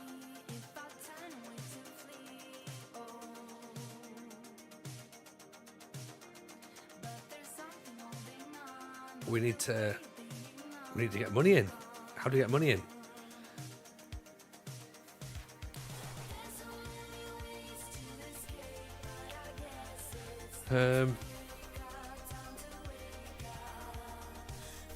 Has anyone got any transfer money? Has anyone got a transfer budget they can give us?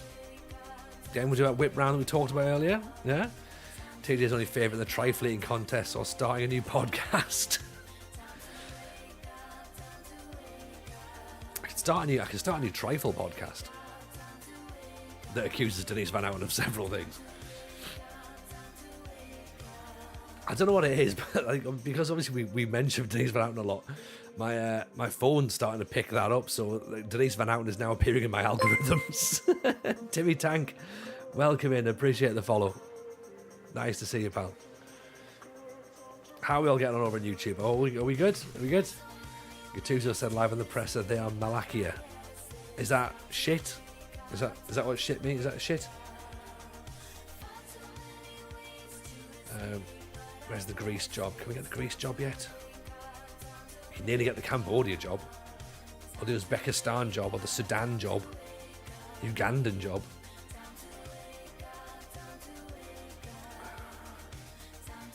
Clue on his way off. 6 matches away from third straight top Croatian league title. Nice. That's very good. And we're multi-streaming tonight. We are, Llama. We've it buggered up. It failed a little bit last night, in that it staggered and then it just like sort of threw a bit of a wobbler. And hello Shrew, nice to see you. Hope you're good. Welcome, Raiders. Hope everyone is nice and well. I'm finding it all right. I'm finding it interesting, sort of bouncing back and forwards between like sort of saying hello to people here and of course saying hello to people over on YouTube. Hello, of course, to everyone who's come from the Shrew raid. A random eclipse sub. Nice to see you. Hope you're good. Brazilian Fury is in as well. How's the stream, Shrew? How would you get on? Hope it's a good one. Welcome, Raiders. By the way, we are currently. I was going to say attempting to build a nation in Greece. We are building a nation in Greece. I need to start believing in this. We are building a nation in Greece. But we've bought the raw materials. Okay, we've applied for planning permission. And we bought some materials. That's as far as we've got, really. And we've definitely decided we're going to do it in Greece. So that's where we are. We're still in the second division. And we're about to start season 3. So in that sense, we haven't really built Greece just yet. It's a slow burner, this one, isn't it, really? These build a nation saves. So it can take time. But I think we'll be fine. We're busy getting our squad ready for season 3, and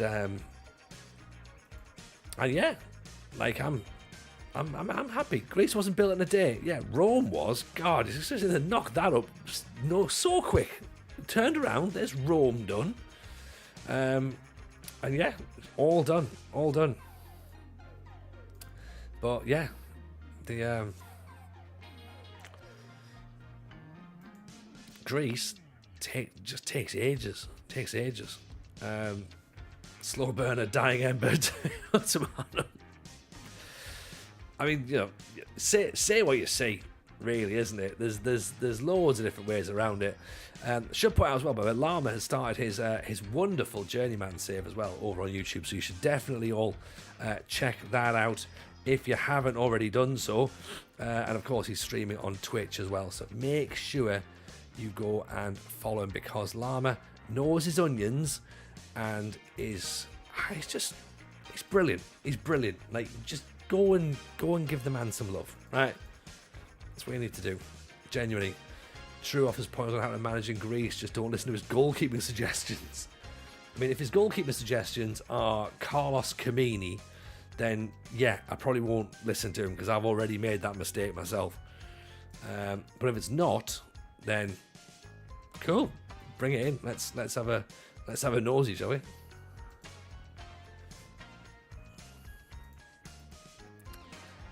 Actually, you know what? He's volatile and confrontational. I don't need that. I'm gonna go with Michael Lefol. He's maybe not as good at analysing data, but he's a bit more chilled out, isn't he? He's not gonna kick off. He's a recruitment analyst. Is that what we're trying to get? A recruitment analyst? Yeah. Fair enough. Should start a podcast about onions. Oh, yeah, get on that. Football does make me feel like cutting onions sometimes. There's definitely some correlation. Yes, I believe that is definitely true. That is definitely true. Greek architecture wasn't planned out in a day either, but the save gets it. It's Alexander the Great. Things are going to take off. There we go. See? We're on it, Rada. Thought we were talking about football rather than onions. There's no guarantees as to what we're talking about. Like, this is one of those streams, if you're brand new and you've come in from either of the raids that we've had tonight, following along, you can sort of like zone in, zone out, and you come back and go, what the hell are they on about now? Like, who knows? Who knows? I can't tell you for definite. Salu Faye is in. Oh, so happy. So happy. That is a huge signing, I think. Look at this lad. 19 years old again. Generation Foot have done us a second solid. Two players from Generation Foot, Salu Faye and Madu Dieng. Yes. He is very, very good. We sort of signed him blind a little bit in the fact we had a little scroll through the Generation Foot players. I think I spotted he had loads of did he have loads of goals or loads of assists? No, he didn't even have that good a season. I just thought he'd have an average rating of 7.18, 5 goals in 44 games, 6 assists, 3 goals. Something just jumped out. And this guy decides, well, I'm out of contract. I'll come along and have a little look at your Greek league, see what's going on there. And Salu Faye turns up. Oh, he looks he looks really good. Acceleration 16, flair 16, first touch 16, technique 16, passing 15, work rate 15, long shots 14, composure 14. I can't believe we're going to lose the league. I can't believe with these players we are going to be that bad.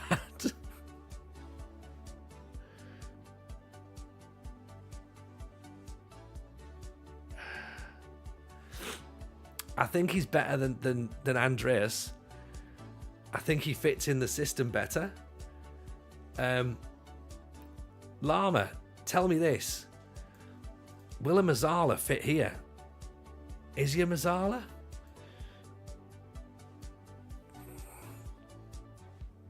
Do we change things around a little bit? Does Ottoman come back a touch to give him a bit of, so he can run here?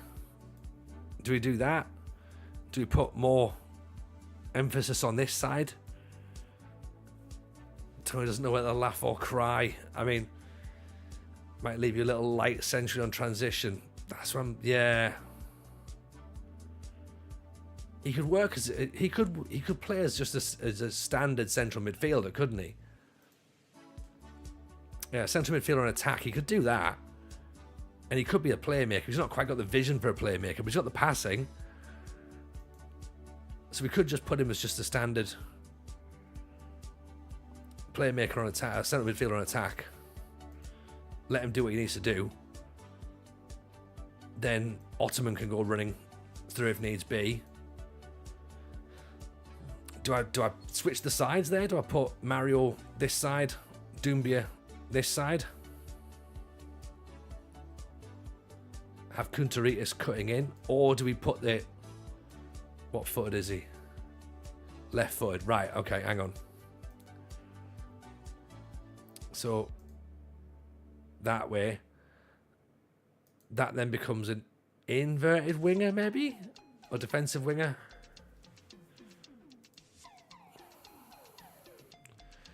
Inverted winger on support would theoretically go there. Mazzala would then go there, but then that's too much going on that side, isn't it?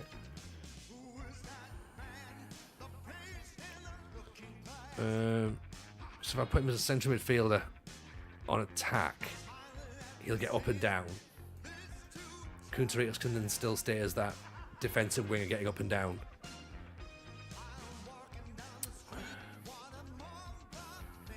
Ottoman can then, feels like he should be up a bit higher.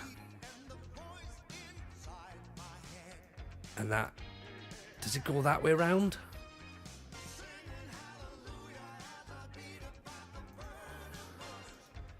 Does it go that way? Is that the right way, Llama?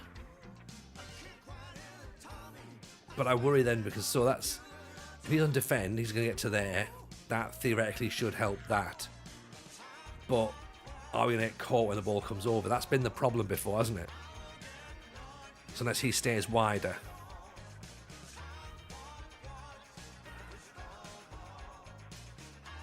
Or does he go that? No, he doesn't know. It's too high up.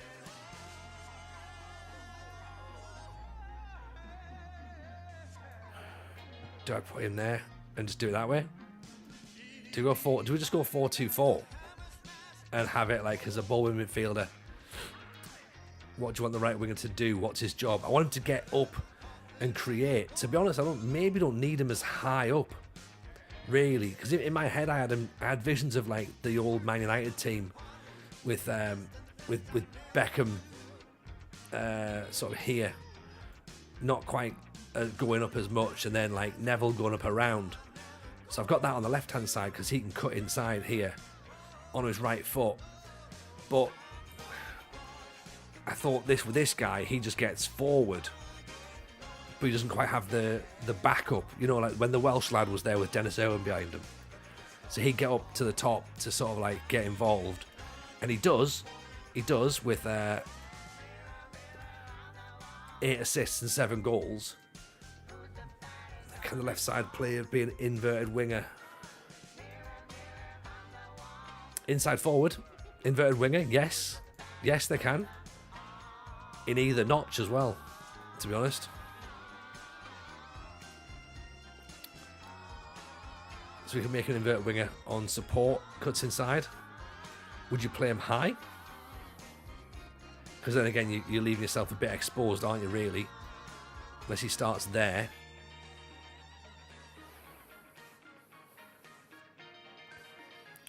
So Jean's going to get up and down, doing all the work there. Faye, I suppose, maybe even a Roman playmaker, possibly.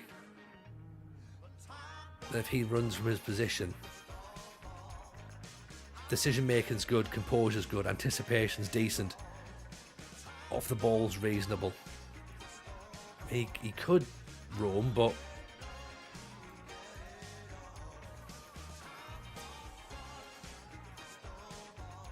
concentration's not quite there, is it, for that? How high you play them depends on how you want the ball to get to them, how adept they are at running with the ball. Dribbling 12 and declining. Dribbling 11. Liavas, not so much. People like Giggs and Chelsea's probably received the ball quite deep and then ran with it. Fair. And then they had players running up and around them, didn't they? You think Mazzala him? What would he do as a Mazzala? He drifts into the half space, doesn't he? Takes risks, gets forward, roams from the position, moves the channels. Central player that drifts wide.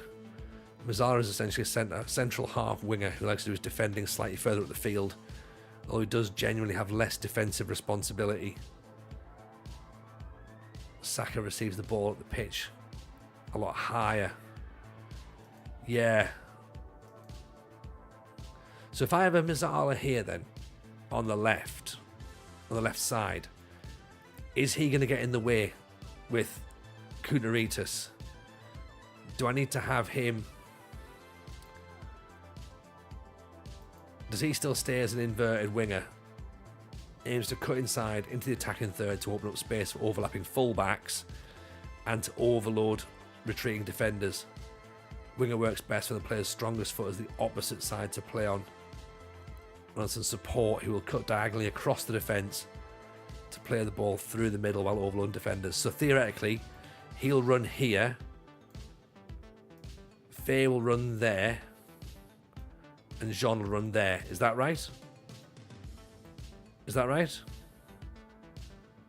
You switch country as well. The centre back overlaps. Evening, Katie. How are you? How are you, buddy? Hope you're well. So that then therefore gets that. Ottoman then ends up there as well. Saka is an attacker, receives the ball, attacks the goal. Kanchelskis was a creator. Got the ball, attacked the fullback before creating for others. Goes back to the previous question, what's the job of the guy on the right? So the guy on the right ultimately needs to get the ball to these two guys here. Super Mario and Doumbia. Get the ball out wide and get the ball crossed in, essentially. Crossing is pretty decent at 12. Not great, but Kunteritos we brought in because we thought he could be a bit of an interesting player out wide. We've got Mazaras as well, who's not really much better. So would that leave us light in the midfield here then? This is a chess match, I see no failing.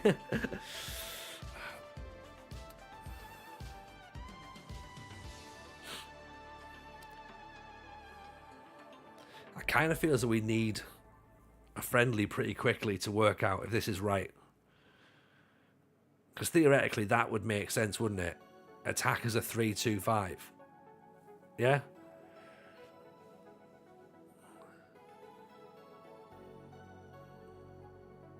Or 3-1-6, really, I suppose, if in one sense. So let's put that back like that then. So that's how we think that would play. Attacking. So inside, inverted winger. On support, Mazzala on attack. Hope they don't get in the way. Personal preference if they play further forward like a winger on support. If they play alongside the midfield, I prefer them on the attack. Right, that gets them up a bit higher, yeah?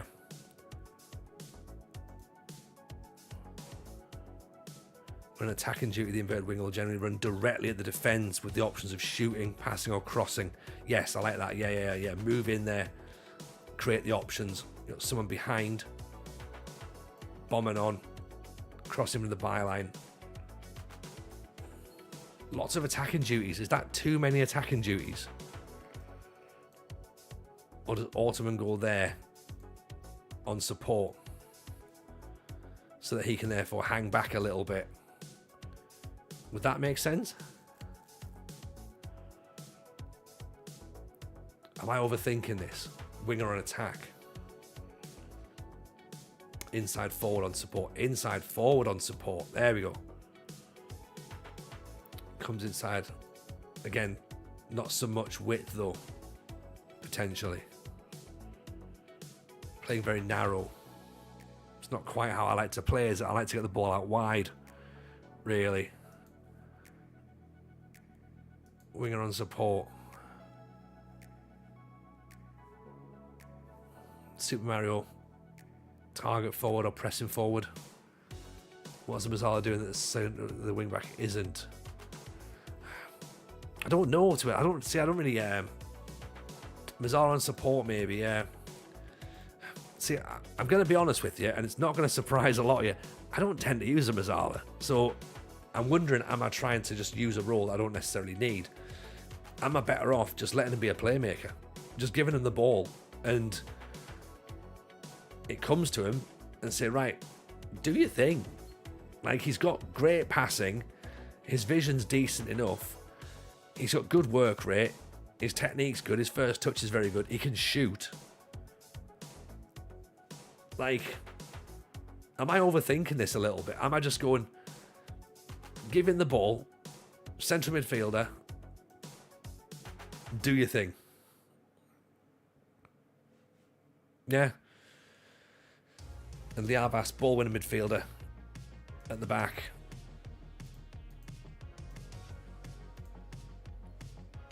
Fairs a CM on support. I guess, well, Mazzala starts centrally, moves wider. When you lose the ball, it means the DM is the only player in the central area. That's what I'm concerned about. What I like the idea of now is if I keep him as a central midfielder, Kunteritos will still cut in here. Okay? To this bit. Jean is still going to go there. So we're still attacking in a 3-2-5. Yeah, even if Faye comes to here, yeah, we're still not, like, obviously we're left fairly exposed here, but we're not as exposed if he's over there. Does that make sense?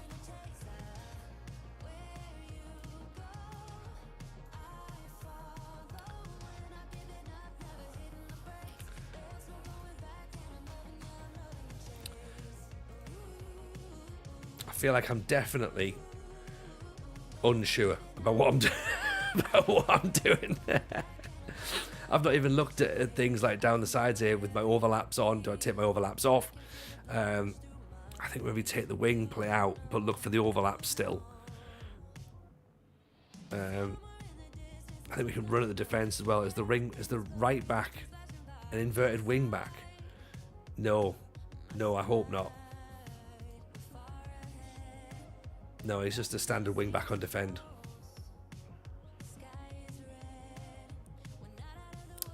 Theoretically, the left wing back should be inverted, so the left wing back should theoretically sit in there. Or if the right wing back inverts, he's going to sit in the same place as Liavas. So then he's theoretically got to move there, and then Faye's got to go there. I'm only putting him there because of the fact he's left-footed, and also I think we've had too much. I think Apostolakis was exposed too much last season down that right-hand side, so I'm starting to think maybe that's where we go. I love the inverted fullback role this year. It's banging. It's too much for me. It's too much for me, Ghost. I can't be trying inverted fullbacks. Surely, I'm not Stinger. You know, I'd love to know what that means, but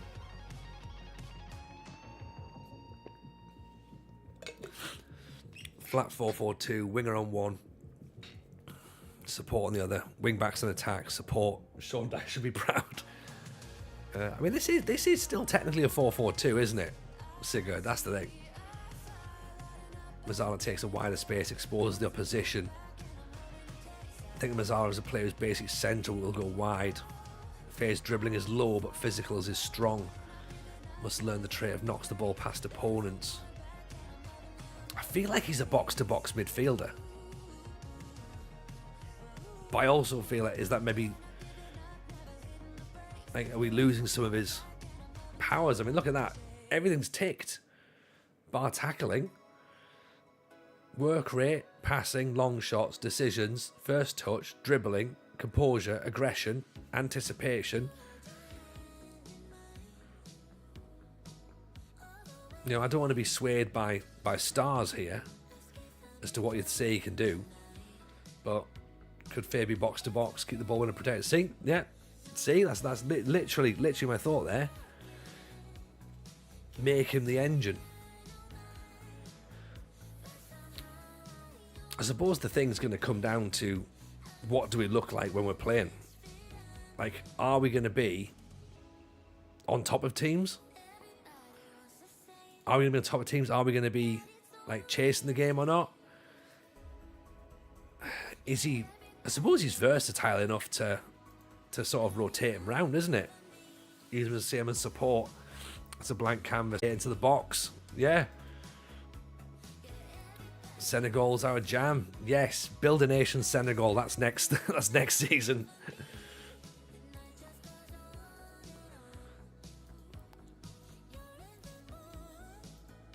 Yeah, we're going to take the Senegalese national job as well. Best thing to do if you're selecting Mazzala is just click the player during the game and his name stays permanently visible. Easy to watch what he does. Interesting. Did not know that. Obviously, the thing we have to do first of all, though, is actually get some games. So we need to hurry on through to friendly time. Get the players back from holiday. Go right, come on, enough of you sunning and, you know, sharing stories on Instagram. Is this the Tony Jameson? Yes, it is. Soccer Brian, how are you, buddy? Welcome. How are we? As we said to you the other day, happy Thanksgiving. Hope you had a splendid one. Hope the family are well. Absolute pleasure to have you in as always. Hope life's treating you good, and I hope you enjoyed, as I'm sure you did, my Indy 11 shirt. But of course, big news today. They've parted their way with their manager, and I'm not saying it's because of the fact that we've got, you know, a shirt now, but Just saying, his impression was on. Writing was on the wall at that point, wasn't it? That it was gonna be a thing.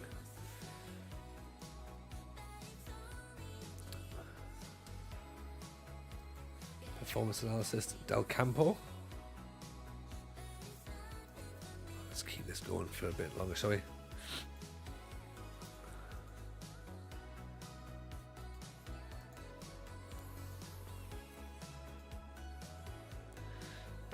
Friendly Ghost says over on YouTube, I run with 2 inverted fullbacks and a libero and it brings some amazing football.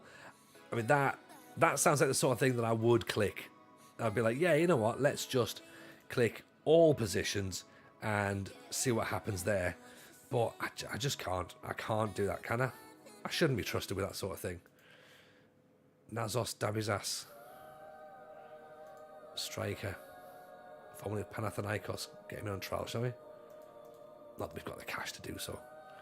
Can't fathom why they let go of their manager, but hoping they pull a Ted Lasso and give me a shot. I would back that. I would back that, Brian.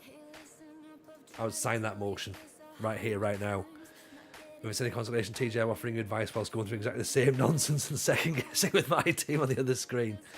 But I think that's the joy of this game, though, isn't it, Lama, and everyone else in the chat as well. You can almost look at someone else's team and diagnose. Luke Nillis. Oh my word.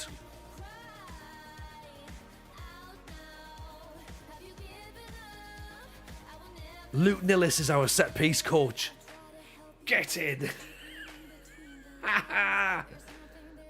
Oh, you know what? This game's brilliant. I don't care what anyone says. Right, Luke Nillis, one of the greatest footballers that never got to play. Like when I was a Villa fan, right? Luke Nillis was the player that I got so sad about. I was so excited when they signed him, and thought, shit, like Villa have signed Luke Nillis, and then all of a sudden he scores an absolute worldie on his debut against Chelsea, and then he ends up breaking his leg against Ipswich and has to retire. And it's like so sad that a player that was so good had his career cut short like that. And now I think that it only seems right that he tells our players how to score set pieces. Someone else is trying to sign him on I mean, what? Hang on. Let's give him more money.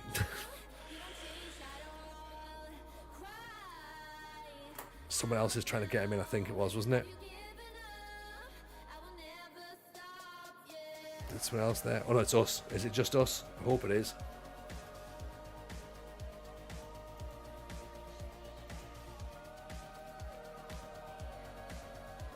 Yeah, just us. We're alright so far, I think. Tony's in love again. Yeah, I am. I'm 100% sold. Head and Train will be great. Get him and Teddy. We've done it. What I've observed is we're overthinking this. No, surely not, Jord. Me? I mean, to be fair, actually, no. Yeah, I tend never to overthink things. But in this situation, I think because I've got myself excited. I got myself a little bit excited at the idea of bringing some players in and going like, right, what happened last season? What can we improve upon last season? What went wrong? What do we need to fix? And that's where I am. We're the best league, we're the best team in the league on paper. Put the best 11 players on the pitch. Have it out. Let the quality shine. I mean, that almost sounds too simplistic.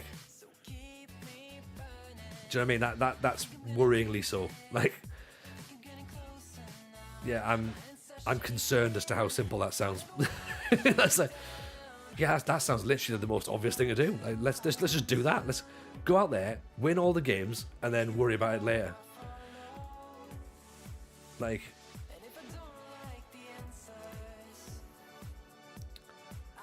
signing on fee, $8,000. We haven't got $8,000 as a signing on fee, have we? Have the $2,000 wages, but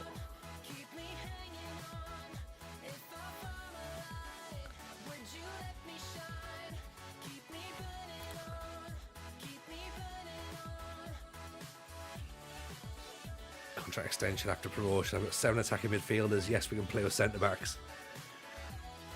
We've got centre backs. We'll be fine. Kit Simmons. Kit Simmons is a defender. Gordon Schnildenfield. I mean, Kit Simmons seems obvious, doesn't it? Working with youngsters, defending.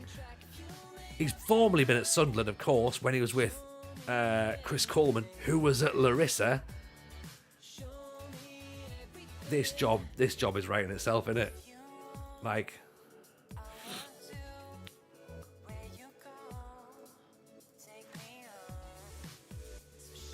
yeah, I think we're probably gonna. I hope we're gonna be all right now.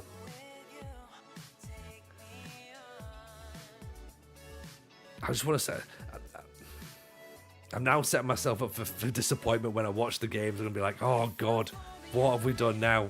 What have we done? Kit's in, friendly ghost. Don't worry. Fulham's Kit Simmons is on his way with Luke Nillis. Does Simmons speak Greek? Was he at Larissa? Probably not. We'll have to send him on another coaching course as well. I don't think. I mean, Teddy Sheringham hasn't learnt Greek yet either, so that's also part of a concern. He was at Atramitos, was he?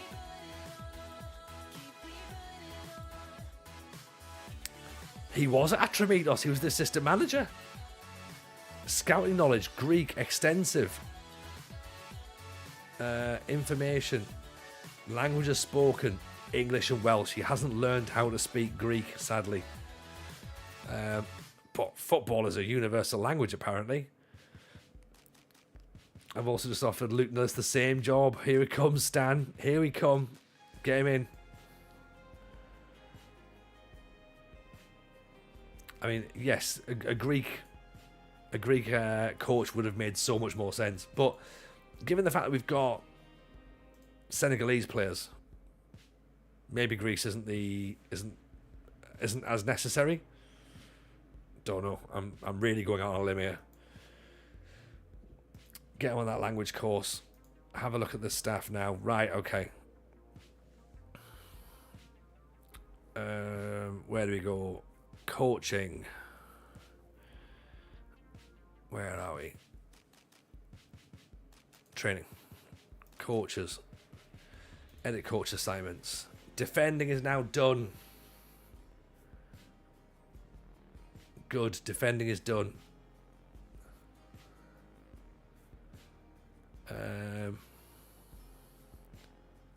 Strength training is done there. Sheringham's doing the attackers. Simmons is doing defending.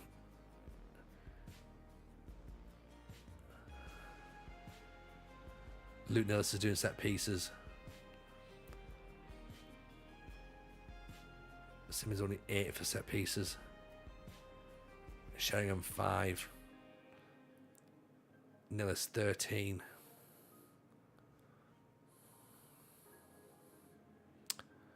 I've got 10 for set pieces.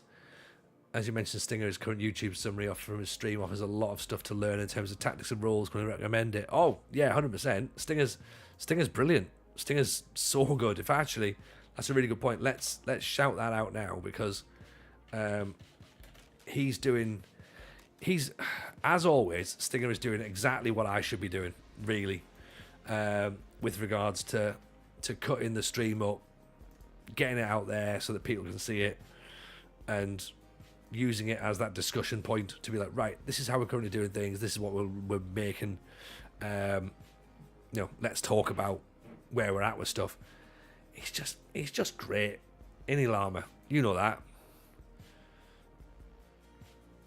And you should also as well, of course, follow the manager's seat as well. If you're not already doing so, go and do that as well, because they've got wonderful stuff happening over there. Just stuff that you will learn. You will learn so much more by watching that. Massive overrated. I told him everything he knows. Yeah, exactly. Can you tell me the same thing, please? Please, Llama, teach me how to do it as well. That'd be great. Let's have a look at How do I get back to their mentoring groups? That's what I want. Get sorted. What's our squad depth looking like now? Now it looks better, doesn't it? We've got a little bit of depth now. Still maybe a tiny bit weak in central midfield. Maybe. But overall, much better. Much better. Yeah, we're getting there. Fitness is still a bit below. Agility is still a bit below. But when we looked at what was lacking before, we had worse jumping, low agility, low concentration. So agility is still low enough. It's now 11th. But concentration, where's concentration? Ironically, can't find concentration. Where is concentration? General? Is it it's a mental, isn't it? Concentration, right, we're up to 6th now, so that's better. Worst jumping reach, that's now changed, I think. Jumping reach, yeah, we're now up to 3rd, so we've improved that as well then. Yeah. Still the highest flair, second highest composure, 3rd highest anticipation, 2nd highest positioning, good teamwork, good vision apparently, good work rate, off the balls.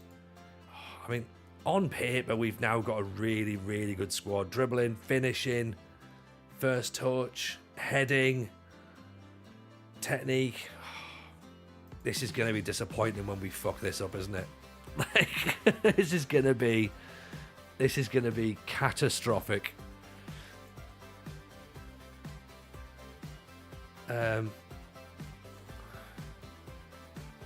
Now I think it's just loans.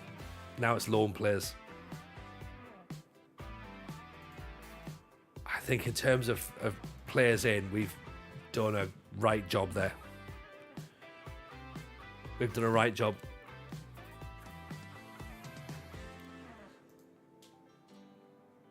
If we're not going up, we're in this league until FM25. We haven't done the loan search just yet, Black Dragon. I was kind of holding out just to see what was happening with regards to... Oh, hello. Alan Velic. Other nationality is Greek, therefore can speak Greek. Performance analysis.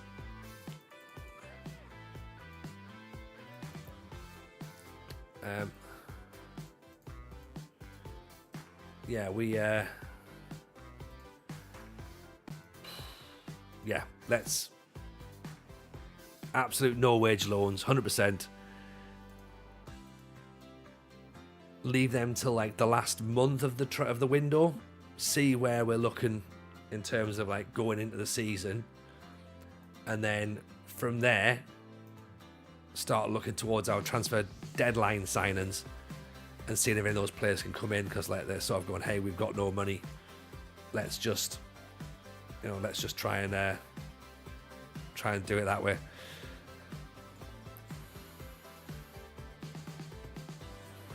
Signing on fees have done us. 1st of July is better to search. We've gone past that, so we might be stuck with that one then. But yes, there's obviously moments when we could have maybe brought players from bigger teams. But I wanted to get all my first teamers in first, work out what the squad looked like, and then go from there. Because with someone like Stropper, $4,000, that's...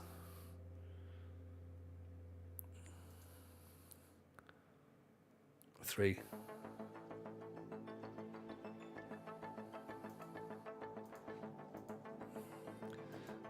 Postaloo is good if you're looking for a staff member. Who's a Postaloo?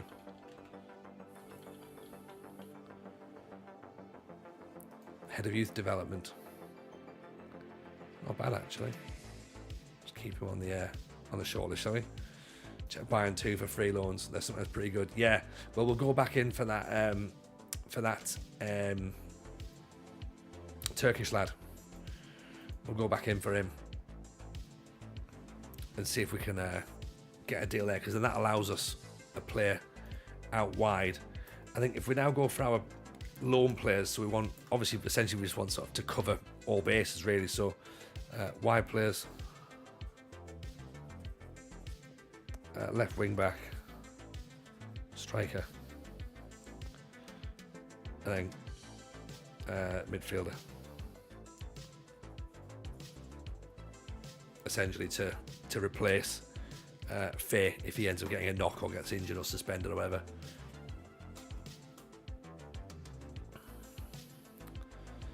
£1 million in the red now, so we're speculating to accumulate, right? Grow the club's reputation, disappoint. I mean, that's difficult to say that that's not the situation, because, like, have we not grown the reputation? Possibly we are, you know. Disappointing the finances to loan out a core. I don't understand how. Like, they're paying all of his wages, and there's a 40 grand optional fee. Like, that's reasonable, right? We didn't have any joy with affiliates before, but we can have another look again. So let's see what senior affiliates there are.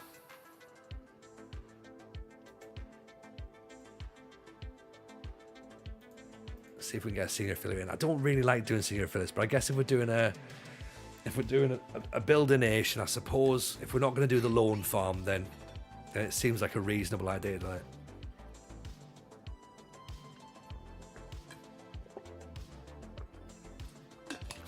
Of course, the concern is that if it only works for a week, then it only works for a week, doesn't it? Like, for a season, sorry. Like, if we get promoted, is it then just cancelled? Part of me is against the loan farm because of the fact that it feels wrong. I know it's not, but I don't necessarily want to be sitting. Maybe I'll think differently in, like, sort of 5 or 10 years time, when I've got a bit of success and I'm able to be in that position to do it.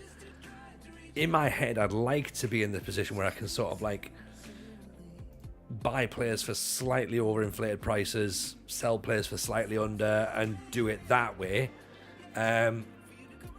Gamifying, that's the word. Yeah. In 10 years time, when you're the only team getting into the knockouts, you'll want it. That might be the situation. Where I might end up at that point being like, oh, you know what? Yeah, I need to do something now. Like, right now, I'm incredibly idealistic at this point and going like, oh, hey, you know what? I know we're probably not going to be able to build a nation anyway, so let's try and do it this way. Because I know how difficult Second Yellow Card finds it with the loan farm. So let's have a look. Let's see what happens. And I guess that's all we can do, isn't it? Transfer for the big Croatian hasn't gone through because we haven't got any money. So that's kind of to be expected. 23rd, we might get a game. We might actually get a game in tonight. So let's see what happens. I'm just going to skip through this meeting because unless it's now selling players, we don't really need to know about players that are coming in at this point. I think loans ensures they have decent players. If you overpay for players, they won't necessarily spend the money well. Fair, Matt, fair. I'm kind of hoping, that the updated transfer AI works, but maybe I'm wrong. Again, I'm working with idealistics here, you know. The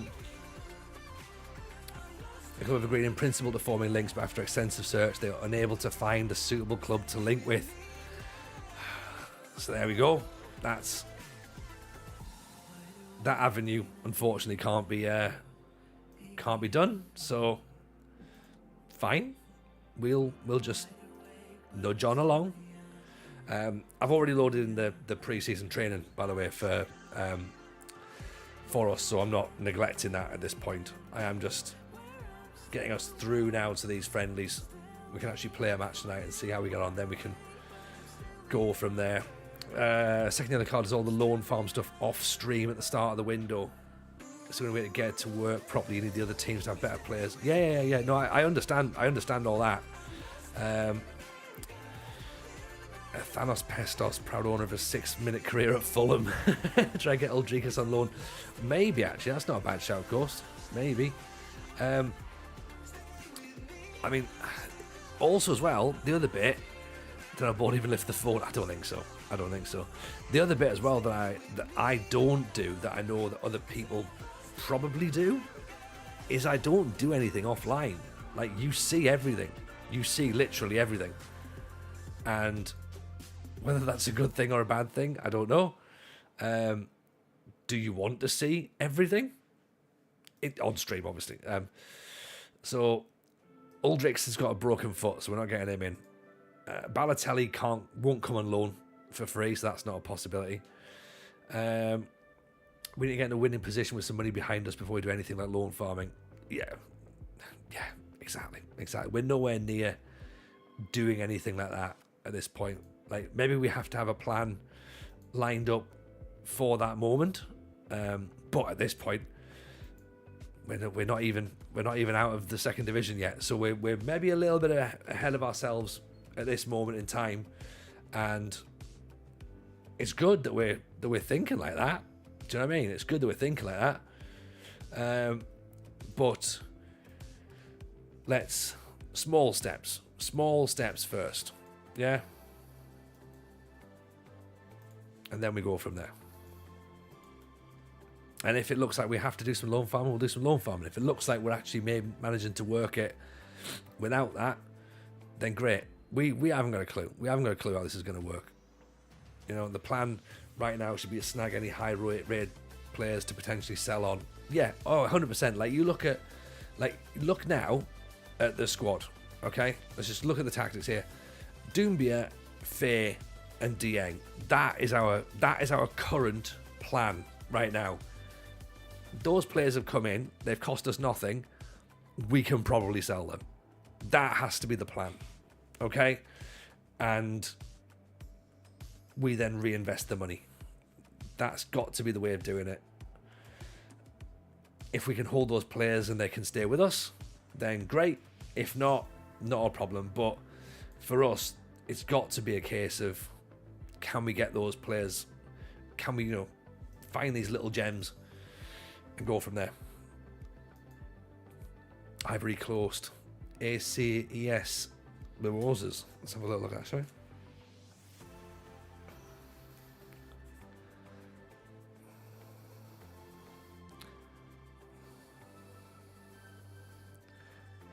Okay. Obviously, we've got to look as well at the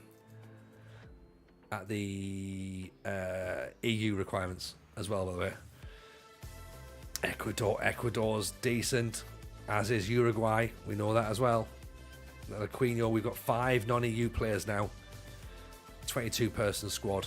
So we are, again, we've not gone overboard with our foreign players, and that's got to be strategic players as well to bring in, I think, given the fact there's only so many of them that we can have. So we might be missing a few players as well, as we're sort of like skipping through in the background. We've not got money for signing on fees at this point, so we there might well be players that we're looking at going, oh shit, we could have done with them, but we're not going to get them regardless. Restos, unfortunately, isn't going to come to us because he's very good. Formerly of Olympiacos. And again, as I say, we haven't got the money. But it might be have a little nosy on the loan list now. See who's about.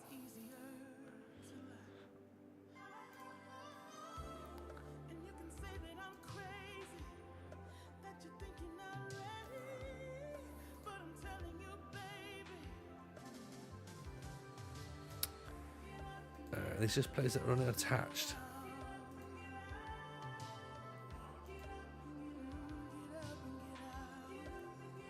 So loan listed. Skidaldis, not brilliant. Christopher Lopes.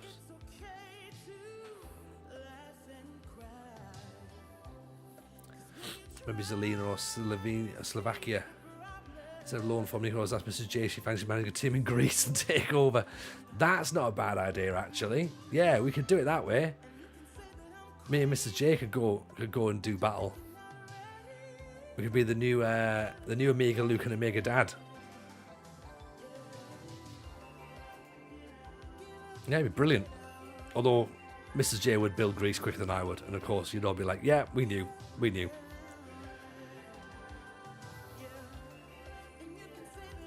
And I'd have to sit there and go, yeah, I knew as well. I also knew. It was inevitable. Isn't Mrs. J undefeated on stream? She is. She did fantastic, to be honest. So, you're right. Her record is much better than mine.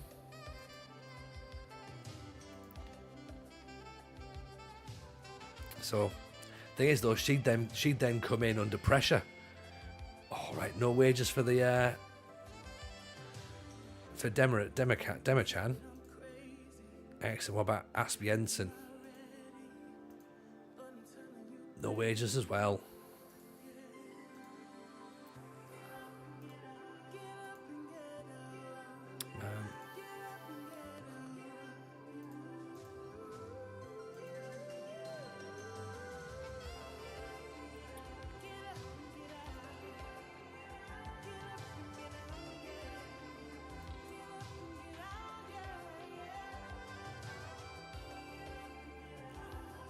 Noah Ohio.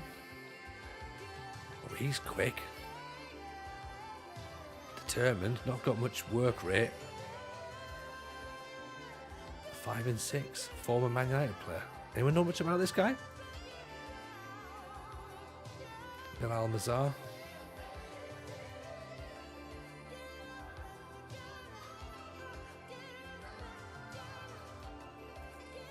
.2, 12 and 17 finishing. 20 goals in 60 games. 13 goals last season. Can't foul what you can't catch. Yeah. True, there is that. 17 determination. 12 finishing.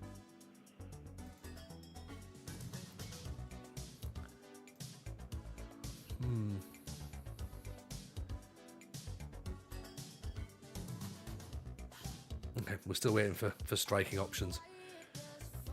Yes, you can.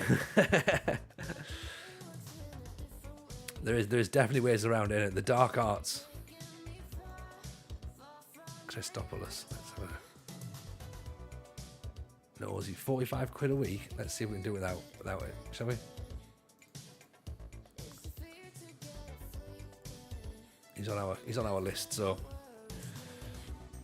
again though, the fans tend to get really upset if we bring players in. They're like, oh, but we could have used one of our really bad youngsters instead.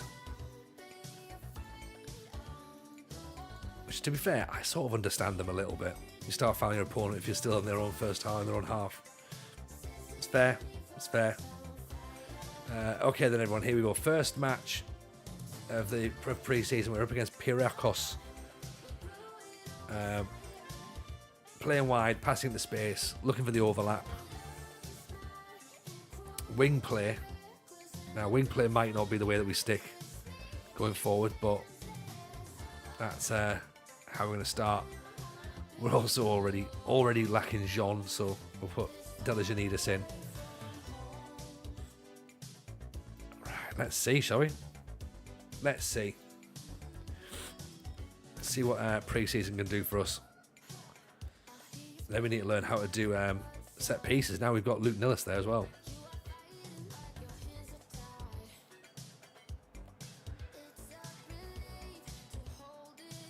So we're in crimson, of course. Piraeus in black and white. Okay, let's see how we get on, shall we? Kunteritos, Delijanidis. Down the line, tackle, wins the throw-in already.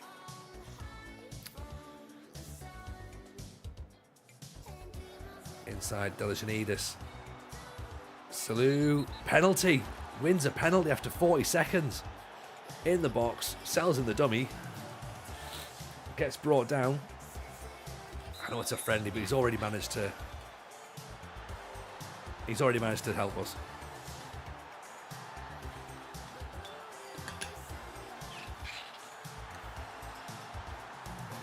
I like the little scuffs just in front of the goal, by the way, from a little bold spot there. That's great. Super Mario puts it in the net from the penalty spot. 1-0 up. We've won a header. We didn't do that very often, did we? Ball can pass to the opponent and playing it, sit the fuck down.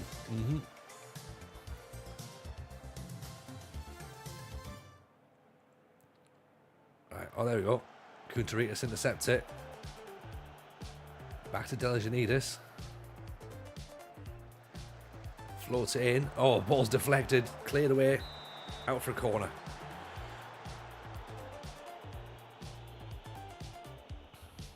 Right, let's not necessarily look for... I know this is a really weird thing to say. Let's not look for the positives in this play. Let's look for any issues we might see, first of all. Liavias brought down. Awful. Straight red card, absolutely. You know what, let's get up into the clouds and have a look, shall we? We go positive now.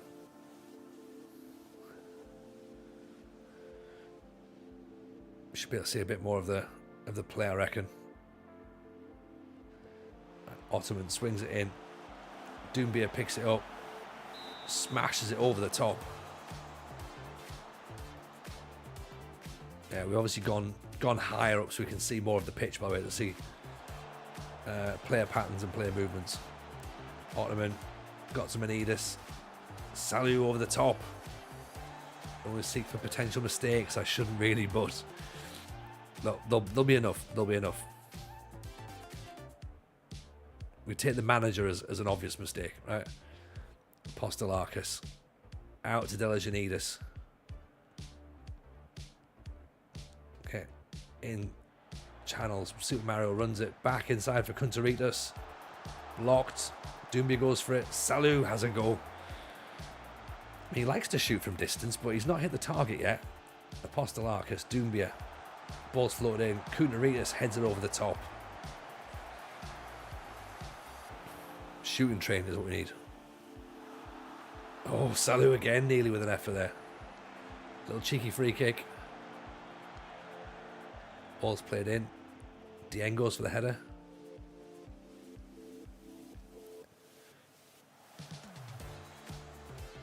Right, just keep your shape, boys. That's fine. That's fine. Focus. Force a mistake as well. That's what we want. Offer them no options. Marcus Gianni, Super Mario misses the header. Dieng. Salou. Delijanidis. Back inside for Salou. Liavas. Doumbia. Oof, good effort. I tend to watch comp highlights while I'm working a tactic. I know it takes a while, but I get a feel for the players. Yo, same. Especially if it's offline, I'll do that, definitely. Dieng's headed it over the top. Right, we need chance conversion. I think 13 efforts, 5 on target here. Ball's whipped in. Ottoman doesn't really go for it. Apostolakis picks it up, puts it to the back post. Delijanidis has a go over the top as well. We are more expressive. We're not, ironically. Ottoman, Delijanidis.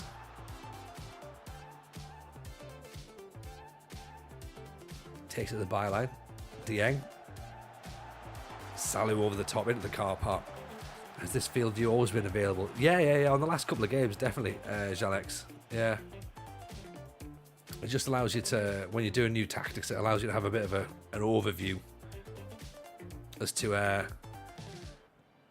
how the players move, particularly with the new positional play as well in the animations. You want to get a proper feel for it to see if players are moving away from where they're supposed to be doing, or whether they're sort of giving up too much space. So when we're in that early review, it's always worth a bit of a nosy, particularly in pre-season. No, the potential Larisa manager ain't bringing in Bowen Penza, Teddy Sheringham and Luke Nillis. These are exciting moments. Yeah, well, yeah. I want to be talked about in Greece. In either a positive or negative sense. Apostolarkis picks it up. Ottoman.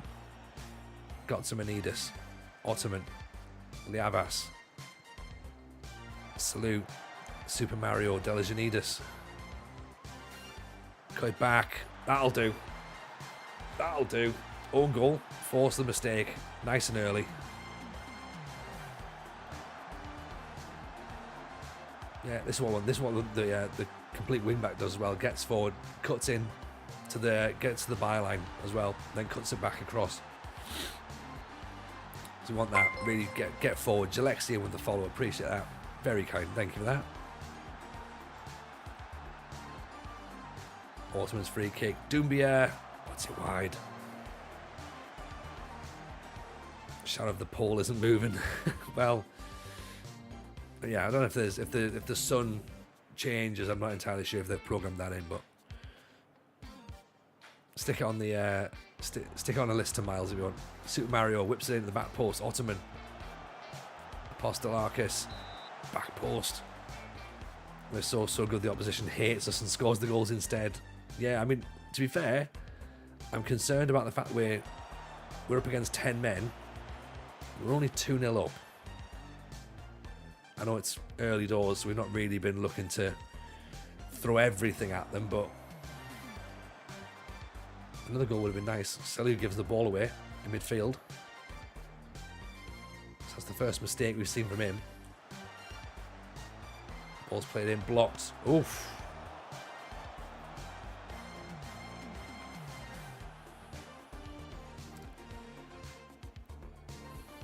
Apostolarkis, Super Mario. Apostolarkis whips it in, no one's there. Delijanidis picks it up. Pulls it back. Salou over the top again. I don't want to discourage him from shooting, but I would like him to at least like sort of have a look at whether it's worth the shot. But you know, at the same time, at least try. Let's have a go. Doumbia puts it over the top as well. He normally scores, so. What's the 3 tactics chosen? Maybe one of the ones that I've seen barely creates 2 tactics. No, we've got. We will do 3 variations of this essentially, and it'll be different. Ottoman with the free kick. It's almost a bit of a teaser as to what the FM show is tomorrow when it gets released. We talk about having game state tactics. We've not gone massively deep dived on it. That'll be next week's show. But we're looking at the playing styles, so we're breaking it down as to kind of like when to use certain styles. So for us, we're playing with a wing play style, but I might also have like a counter-attacking style, or I might have a control possession style. So depending upon opponents, depending on moments in the games, it'll be roughly the same shape. The roles might change, but the mentality and the style will change. So therefore, there'll be moments when you want to lock out a game. There's going to be moments when you're going to want to press a little bit more and commit a few more men forward. You might want to go for the juggler a little bit, or you might want to just be like, look, you know what? See this game out. Keep tight. Hit on the break if needs be. Ottoman at the back post. Kunteritas with the ball to the byline. That's pretty handy. One tactic for all, as Cleo once said, if you don't have confidence in your team to beat their team and have to stop conforming to them, then something is wrong. It's fair. That's fair. Again, maybe I'm just reading too much stuff. You know, I used to be a kind of like just a space barer, but now maybe I've bought into the idea that things change within the match. I've seen the momentum shift, and I've been able to sort of like go, right, it's time to tweak and stop momentum shift. But I've also been able to do it and just go, oh dear, we've gone from 1-0 down to 5-0 down, and all I'm doing at this point is pressing buttons. And pressing buttons is the worst in FM. Everything has to be deliberate. That's the thing. And it certainly doesn't reward you for hitting yes to everything. There's a sweet spot between smashing spacebar, but there's also a lot of overthinking. Oh, 100%, 100%. Like the idea of being more active about opponent's analysis and reacting to it. Yeah, I mean, there's certain things that you can definitely do that will improve your chance of winning in the game. But there's also certain things that it doesn't matter what you press, the game's already decided, what's happening. Like, I still see so many people changing things within the animation and going, oh, that'll change it. And it's like, no, that animation has happened. Like, that has happened already. So it doesn't matter what you do now. Leave it until the game stops. Then do your tactic. But then even then, you've still got the processing time for the game to re-code what's happening. And then you see people going, oh, God, nothing's happened in like sort of 5 or 10 minutes ago. There's been no highlights. And you're like, yeah, because the change you've made is probably stopped something happening, positively or negatively. And you need to give it time to see whether or not it works. So you're right, George, there is definitely a lot of overthinking about it as well, particularly in PvP. So much. Got to have a backup plan. Some teams might be better using counter-attack. One main tactic, yes, but backups never hurt.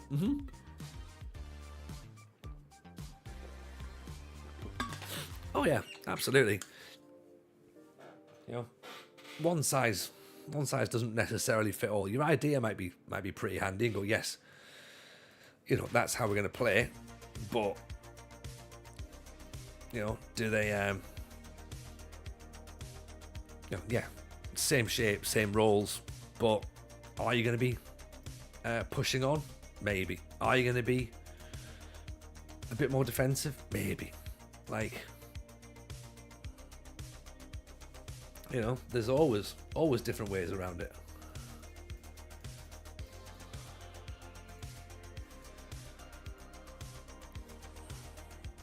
Greece in August, don't want to play in that weather.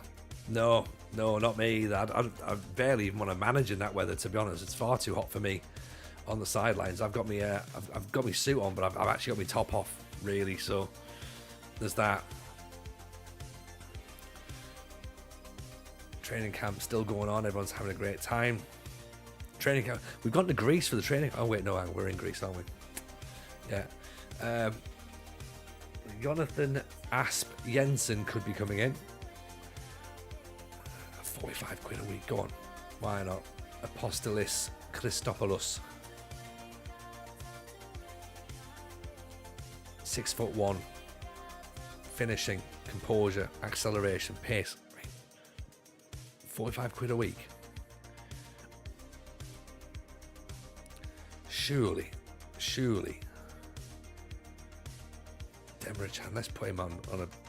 We don't play with a wide attacking left midfielder, but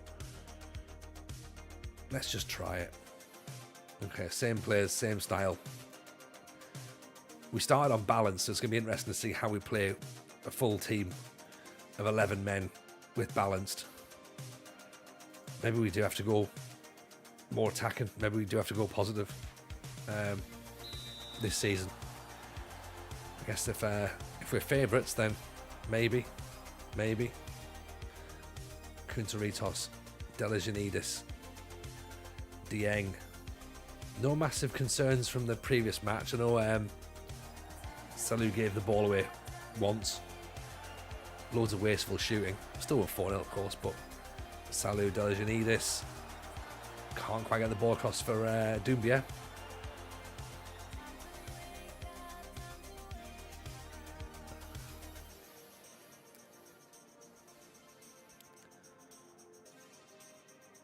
There 4-2-3, so theoretically we can cut that out here with Lavius. Aliavas, sorry.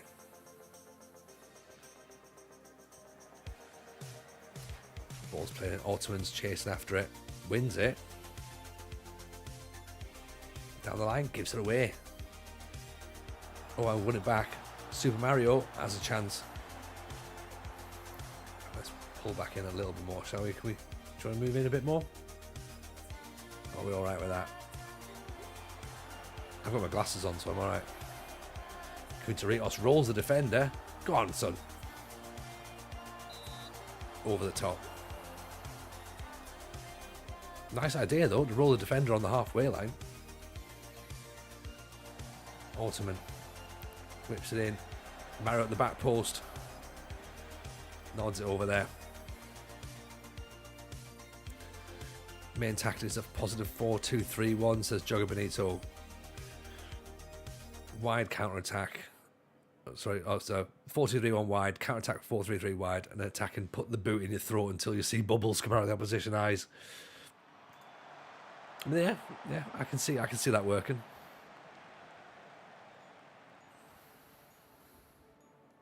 Yeah, you can switch from a 4-2-3-1 to a 4-3-3 very, very quickly. And vice versa, of course.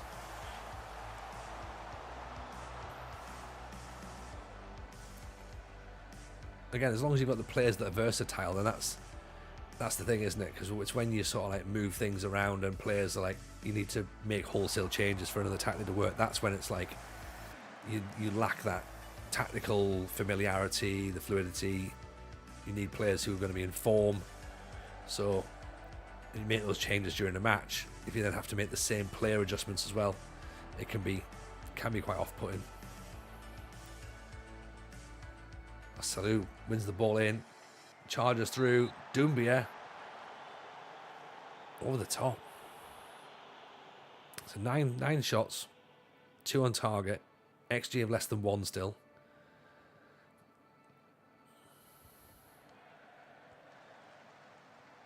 Delajanidis, Kunteritos inside. Doumbia. Oh, should have played the ball through to suit Mario. Ottoman is out wide though. Liavas pulls it back. Post. Kunteritos cleared away. Liavas. Let's zoom in a bit, I reckon. We're starting to see a bit of a pattern, really, to be honest.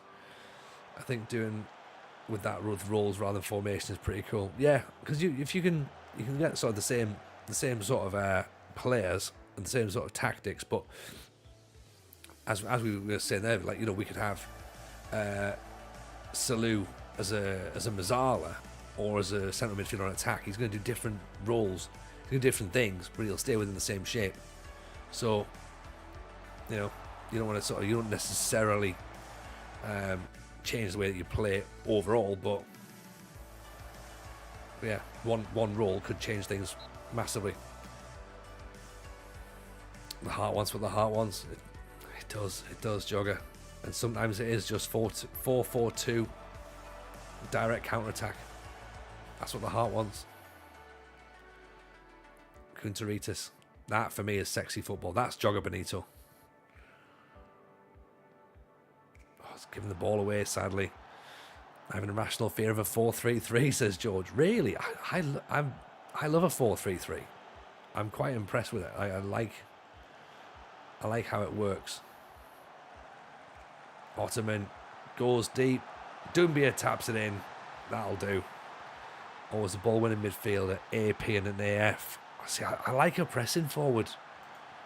That's the thing. I like a pressing forward. And I love a defensive winger. Everyone who's been watching me for a while knows I love a defensive winger. They're a massively underused role, I think, personally.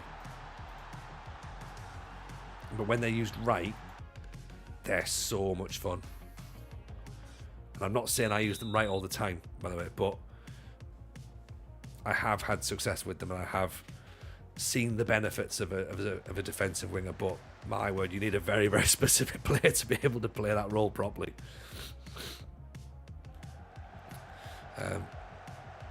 And I love a complete forward. Again, if you get the right attributes for a complete forward, my word, that changes your game up a treat. I would love a complete forward here, actually, if we had one, but I don't really know if it's possible. Actually, I might switch Mario and Doumbia around.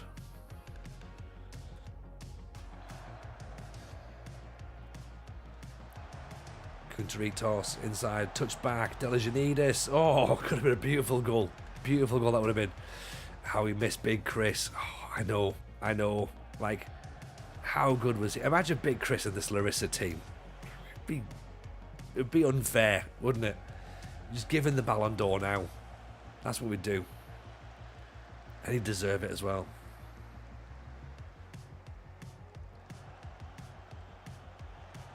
I think we need to build a shrine to Big Chris.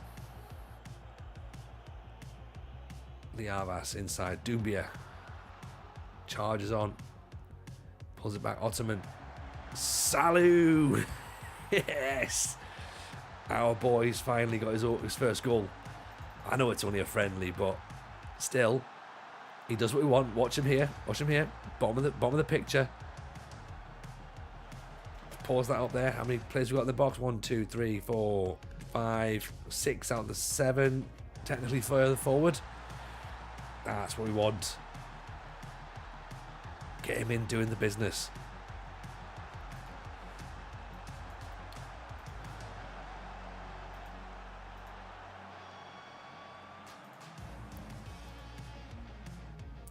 Imagine Raspberry in there. Oh, could you imagine? Aguero! We'd have shouted it from the rooftops. Bailey Cadamarti would have 62 goals by now. Blakey. Imagine Blakey as the complete wing-back. For Larisa. So many goals.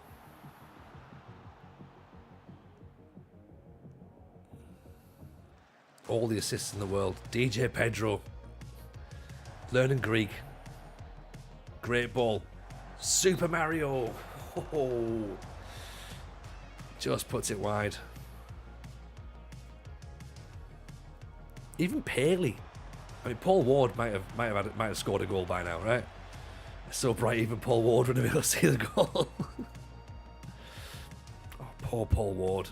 Dollar Dobson in the middle. Yes, friendly ghost. 100%. Dollar Dobson would love playing out here. There's not the money for him to do so, but Mickey Van Sass in goal, of course.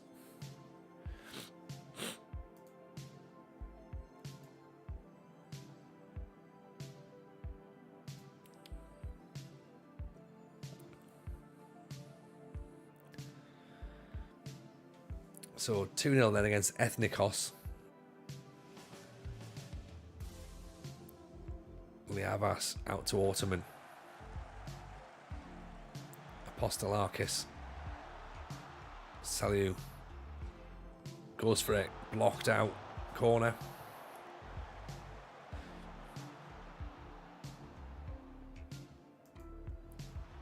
Cross in. Headed away. Right, I'm thinking we're going to have to try and rest the entire team for the next friendly though, aren't we? Ottoman. Dieng. Ottoman. Delijanidis deflected out for another corner. Evening, Russ. How are you, buddy? Nice to see you. Hope you're good. Not seen you around for a while. Hope life's treating you well. As Super Mario nods in at the back post. Gives us another one.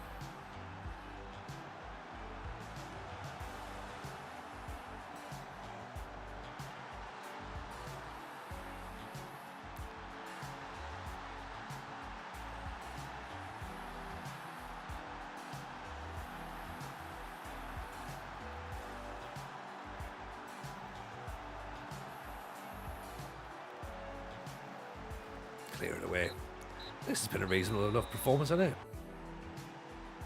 Can't really argue with that. 3-0. Just a few cobwebs off. That's when's our next friendly? 6 days. Giorgio's left the club. We couldn't get him a new deal sorted out. It's not the end of the world. It's not the end of the world. He was decent, but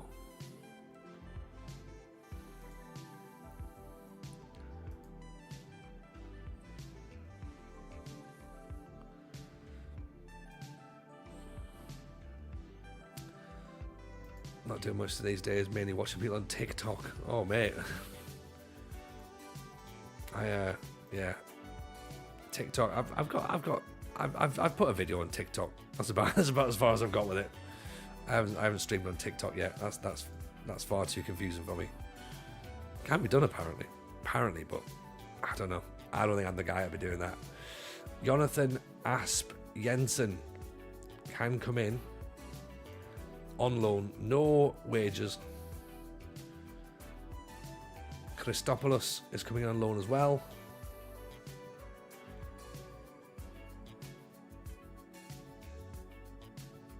Happy to sign a solid backup. Yeah, it does what he needs to do. Finishing's good, acceleration's good, composure, flair, off the ball. It's fine. Just turn up and do goals. It's all you've got to do. Turn up and do goals.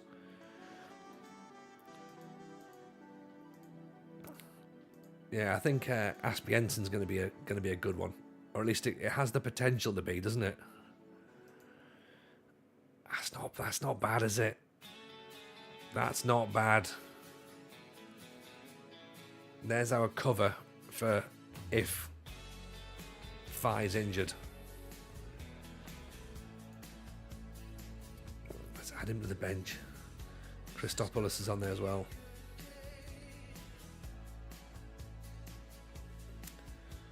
How's that look? Make us look for our registrations now, though.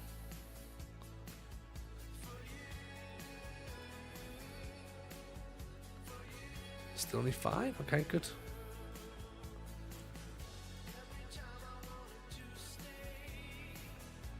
Ottoman's out for 3 weeks.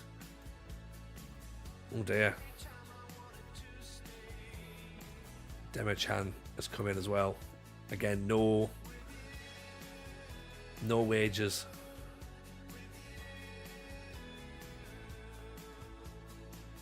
No, I can't sing Zealand's song. Can't do that. But again, not bad for a freebie. I mean, you can play out on the left. You can play out on the right, to be honest, as well. Which is where he might go. I might put him straight in place of Ottoman.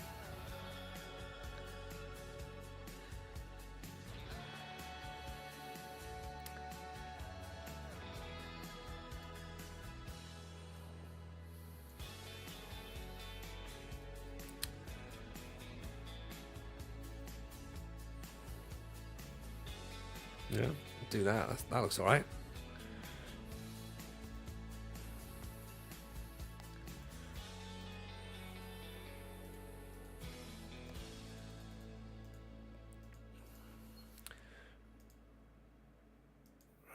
Couple of injuries to youngsters.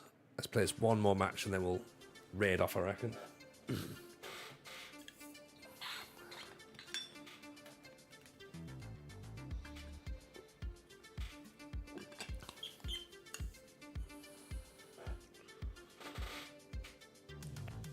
Apostolos, centre back.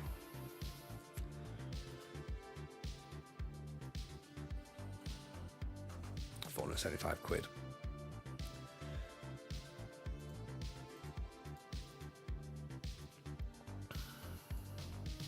99 more alerts to look at. We'll read about them tomorrow, I think. Just skip through this. We don't really need any more of that. Do that next week as well. Master of Science, these kind of signs that get you a job as an advisor in governments. I mean, we'll see. We'll see. That'll be it's a big statement, isn't it? I mean, I feel like the squad's better than last year. I feel like we've got more strength in depth. I feel like we've got more quality. Well, maybe not strength in depth, but I certainly feel like we've got more quality than we had last year. The monsters are happy, says Black Dragon. You know what? That's what we're doing it for. If the monsters are happy, then we're happy, right? That's what it's all about. Let's go, monsters. If we don't do it this year, then my word, we've let ourselves down, haven't we?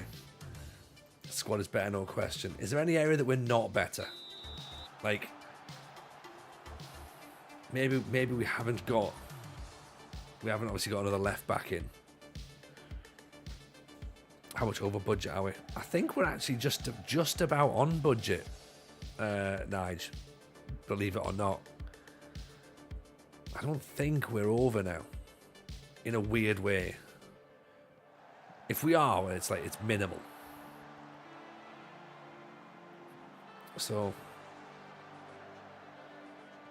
the lads from Club Foot look great. Yeah, they do look pretty decent, don't they? Get in. Kunteritos with the goal. Puts us 1-0 against Macedonicus. Old Macedonicus had a farm. E-I-E-I-O. On that farm they grew space, apparently. Loads of space in the box.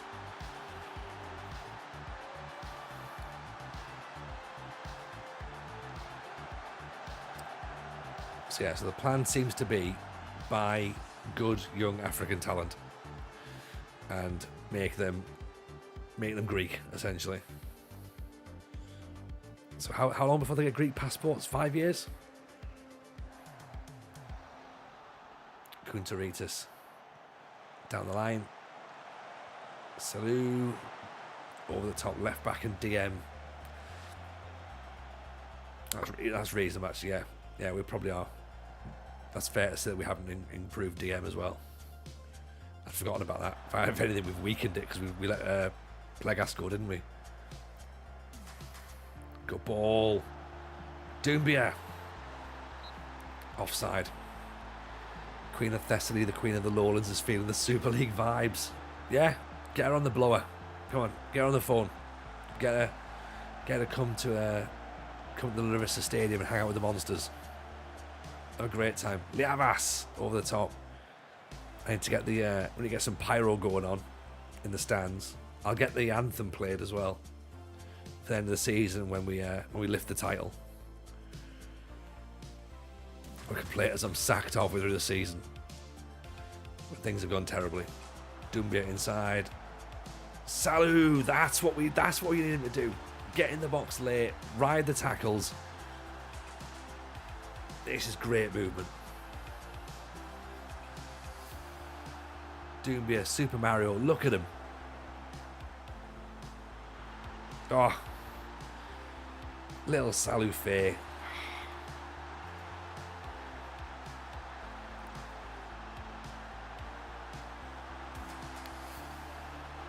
I think Dieng's trying to score there as well.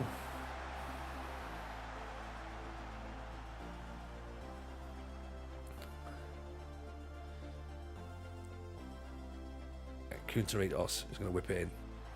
Out swinger. Headed down. Out for a goal kick, sadly.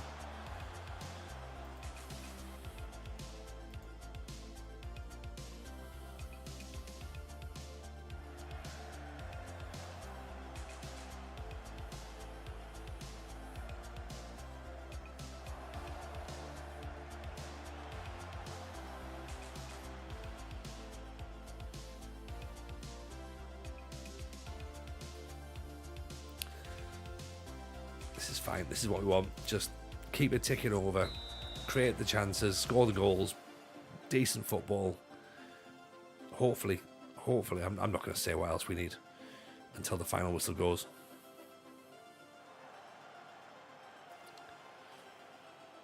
And then I'll be like, right, say it now.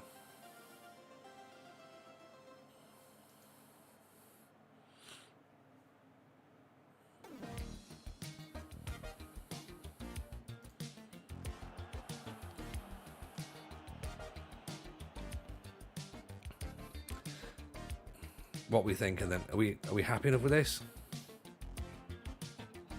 Does this look like it's starting to feel like it's supposed to feel? I reckon so. Damianos says good times. Used to rent an apartment above the Monsters fan club when I lived in Larisa. We're not unhappy. You know what? I'll take that, Jugo Benito. I want that as a t-shirt. We're not unhappy. That needs to be the, the board meeting every month. We're not unhappy, you know. Oh yeah, reasonable. Intercepted. Kunterios picks the ball back up. Cross is blocked out though. Salou has a goal from distance. Oof. It is pre-season, exactly. It's pre-season. Anything can happen. And that's the problem. Anything can happen. Like, who knows what's going to go down between now and, you know, season start. Or I mean, look at last season. Last season we started with, you know, we were 13 unbeaten. We were looking great. And then all of a sudden we just went and stopped. So there's not going to be any rhyme or reason to it, to be honest, is there? Mr. Fujeda followed up a 7-0 cup win with a defeat when we had 66% possession. Oh dear. That also does happen, doesn't it?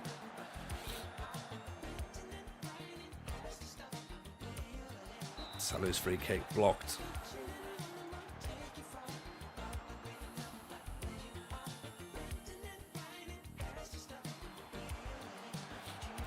New players are looking better. Yeah, new players are definitely looking better. Nige says backups. Are the backups capable of getting close to the same performance? Or is it going to fall apart when the first team is already available? That, for me, Nige, is going to be the key. Yes, we've improved the first team. Faye's now injured. That's a concern. Right? But the question you've raised is absolutely valid. What happens when those players get injured? Do you know what I mean? And starting 11's good, yeah, but the backups are not much better than what they were before, so we're going to have to hope for no injuries, no loss of form. It's a tough ask, isn't it? It's a tough ask. Smart with loans, I think. So we have to do, be smart with loans. And we're also going to have to hope that that Faye isn't really badly injured now, because that would be awful.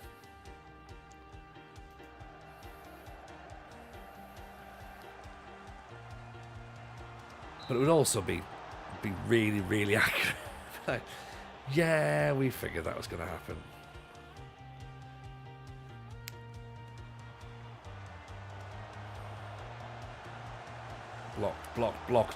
Blocked away. I'll do. So we had 22 shots, 53% possession, a couple of friendlies, should all back up, see what they can do. Yeah. I think so. We'll be able to give them a bit of a run around. Josh Goff, welcome in, appreciate the follow, pal, very kind. Thank you for that. Well, we'll put a couple of like sort of friendlies up against well, mid-level opponents possibly. Not like massively difficult games, but ones they should at least not get hammered in, because of course that would be really bad for morale. Even a Michelino, how are we, sir? Hope you're good. Welcome into to the world of Yorkshire. How are we? How is everything getting on? You now know what the first team can do. Exactly. Hope we're well, by the way, everyone. Welcome into Greece. We're currently building Greece, one step at a time, one brick at a time. We're in pre-season. We're starting to look all right in terms of our recruitment. Recruitment's been pretty good this week, and I think we're certainly better starting 11 than we were before. Is the strength in depth there? We don't know yet. Is our star midfielder out for 6 weeks? Oh, that's a blow. Good job we brought another one in from Bayern Munich, isn't it? Good job. Kantaridis isn't necessarily going to be the guy. I mean, 19 for teamwork, 14 for work rate. He might be okay, to be honest. Giannakis isn't bad. Don't remember many happy football stories of players that got injured badly in pre-season and got better coming back. We're going to write a new story. Time to get match fit and tactical familiarity in the reserves. Yeah. So, yeah, we might have a couple of... Yeah, we've definitely got at least one player that can come up into that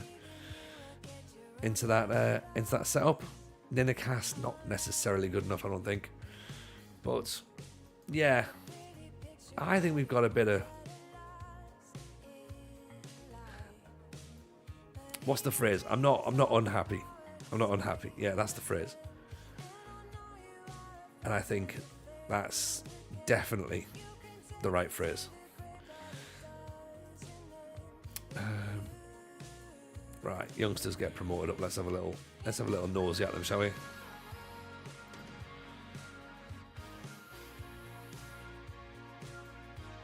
See how they're going to be.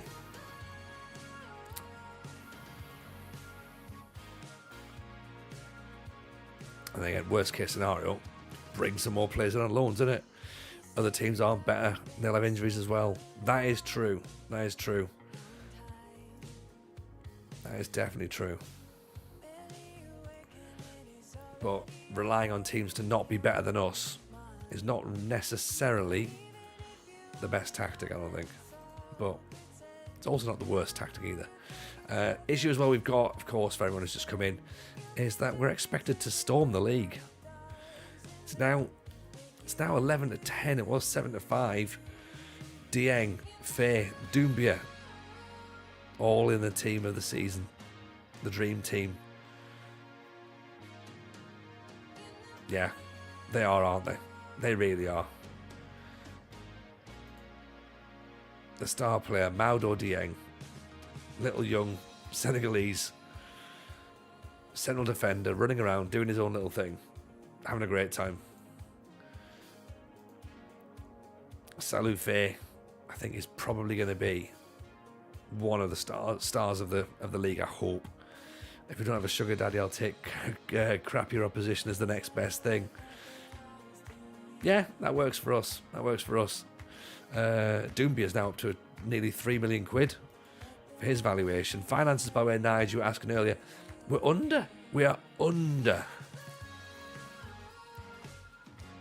We're back in the green. All fine. There's nothing wrong. No one needs to panic at all. Don't panic, Mr. Mannering. It's going to be fine. Okay? So,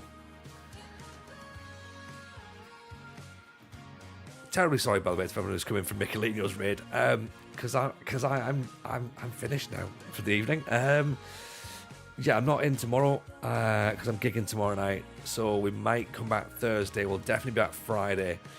I'm happy with that. That looks decent, you know. I'm always scared when people say don't panic. Yeah, be very scared. Be very, very scared. Indeed. Who knows how it's going to go? It might be all right. It might not. We'll see. We're going to go drop a raid. Thank you, as always, for your love and support and all the fun we've had. Hello, of course, to everyone on YouTube as well. It's been lovely having you also. We're going to go and hang out with Bucky Lucre. I think we've been there before, so go and give him some love. Take it easy, everyone. We'll see you on Thursday. All right? Bye now. All the best.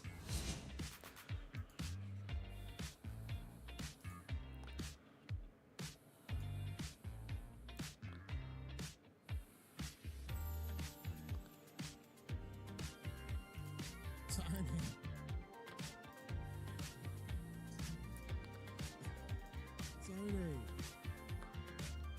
man, this comment, I was about to lose it.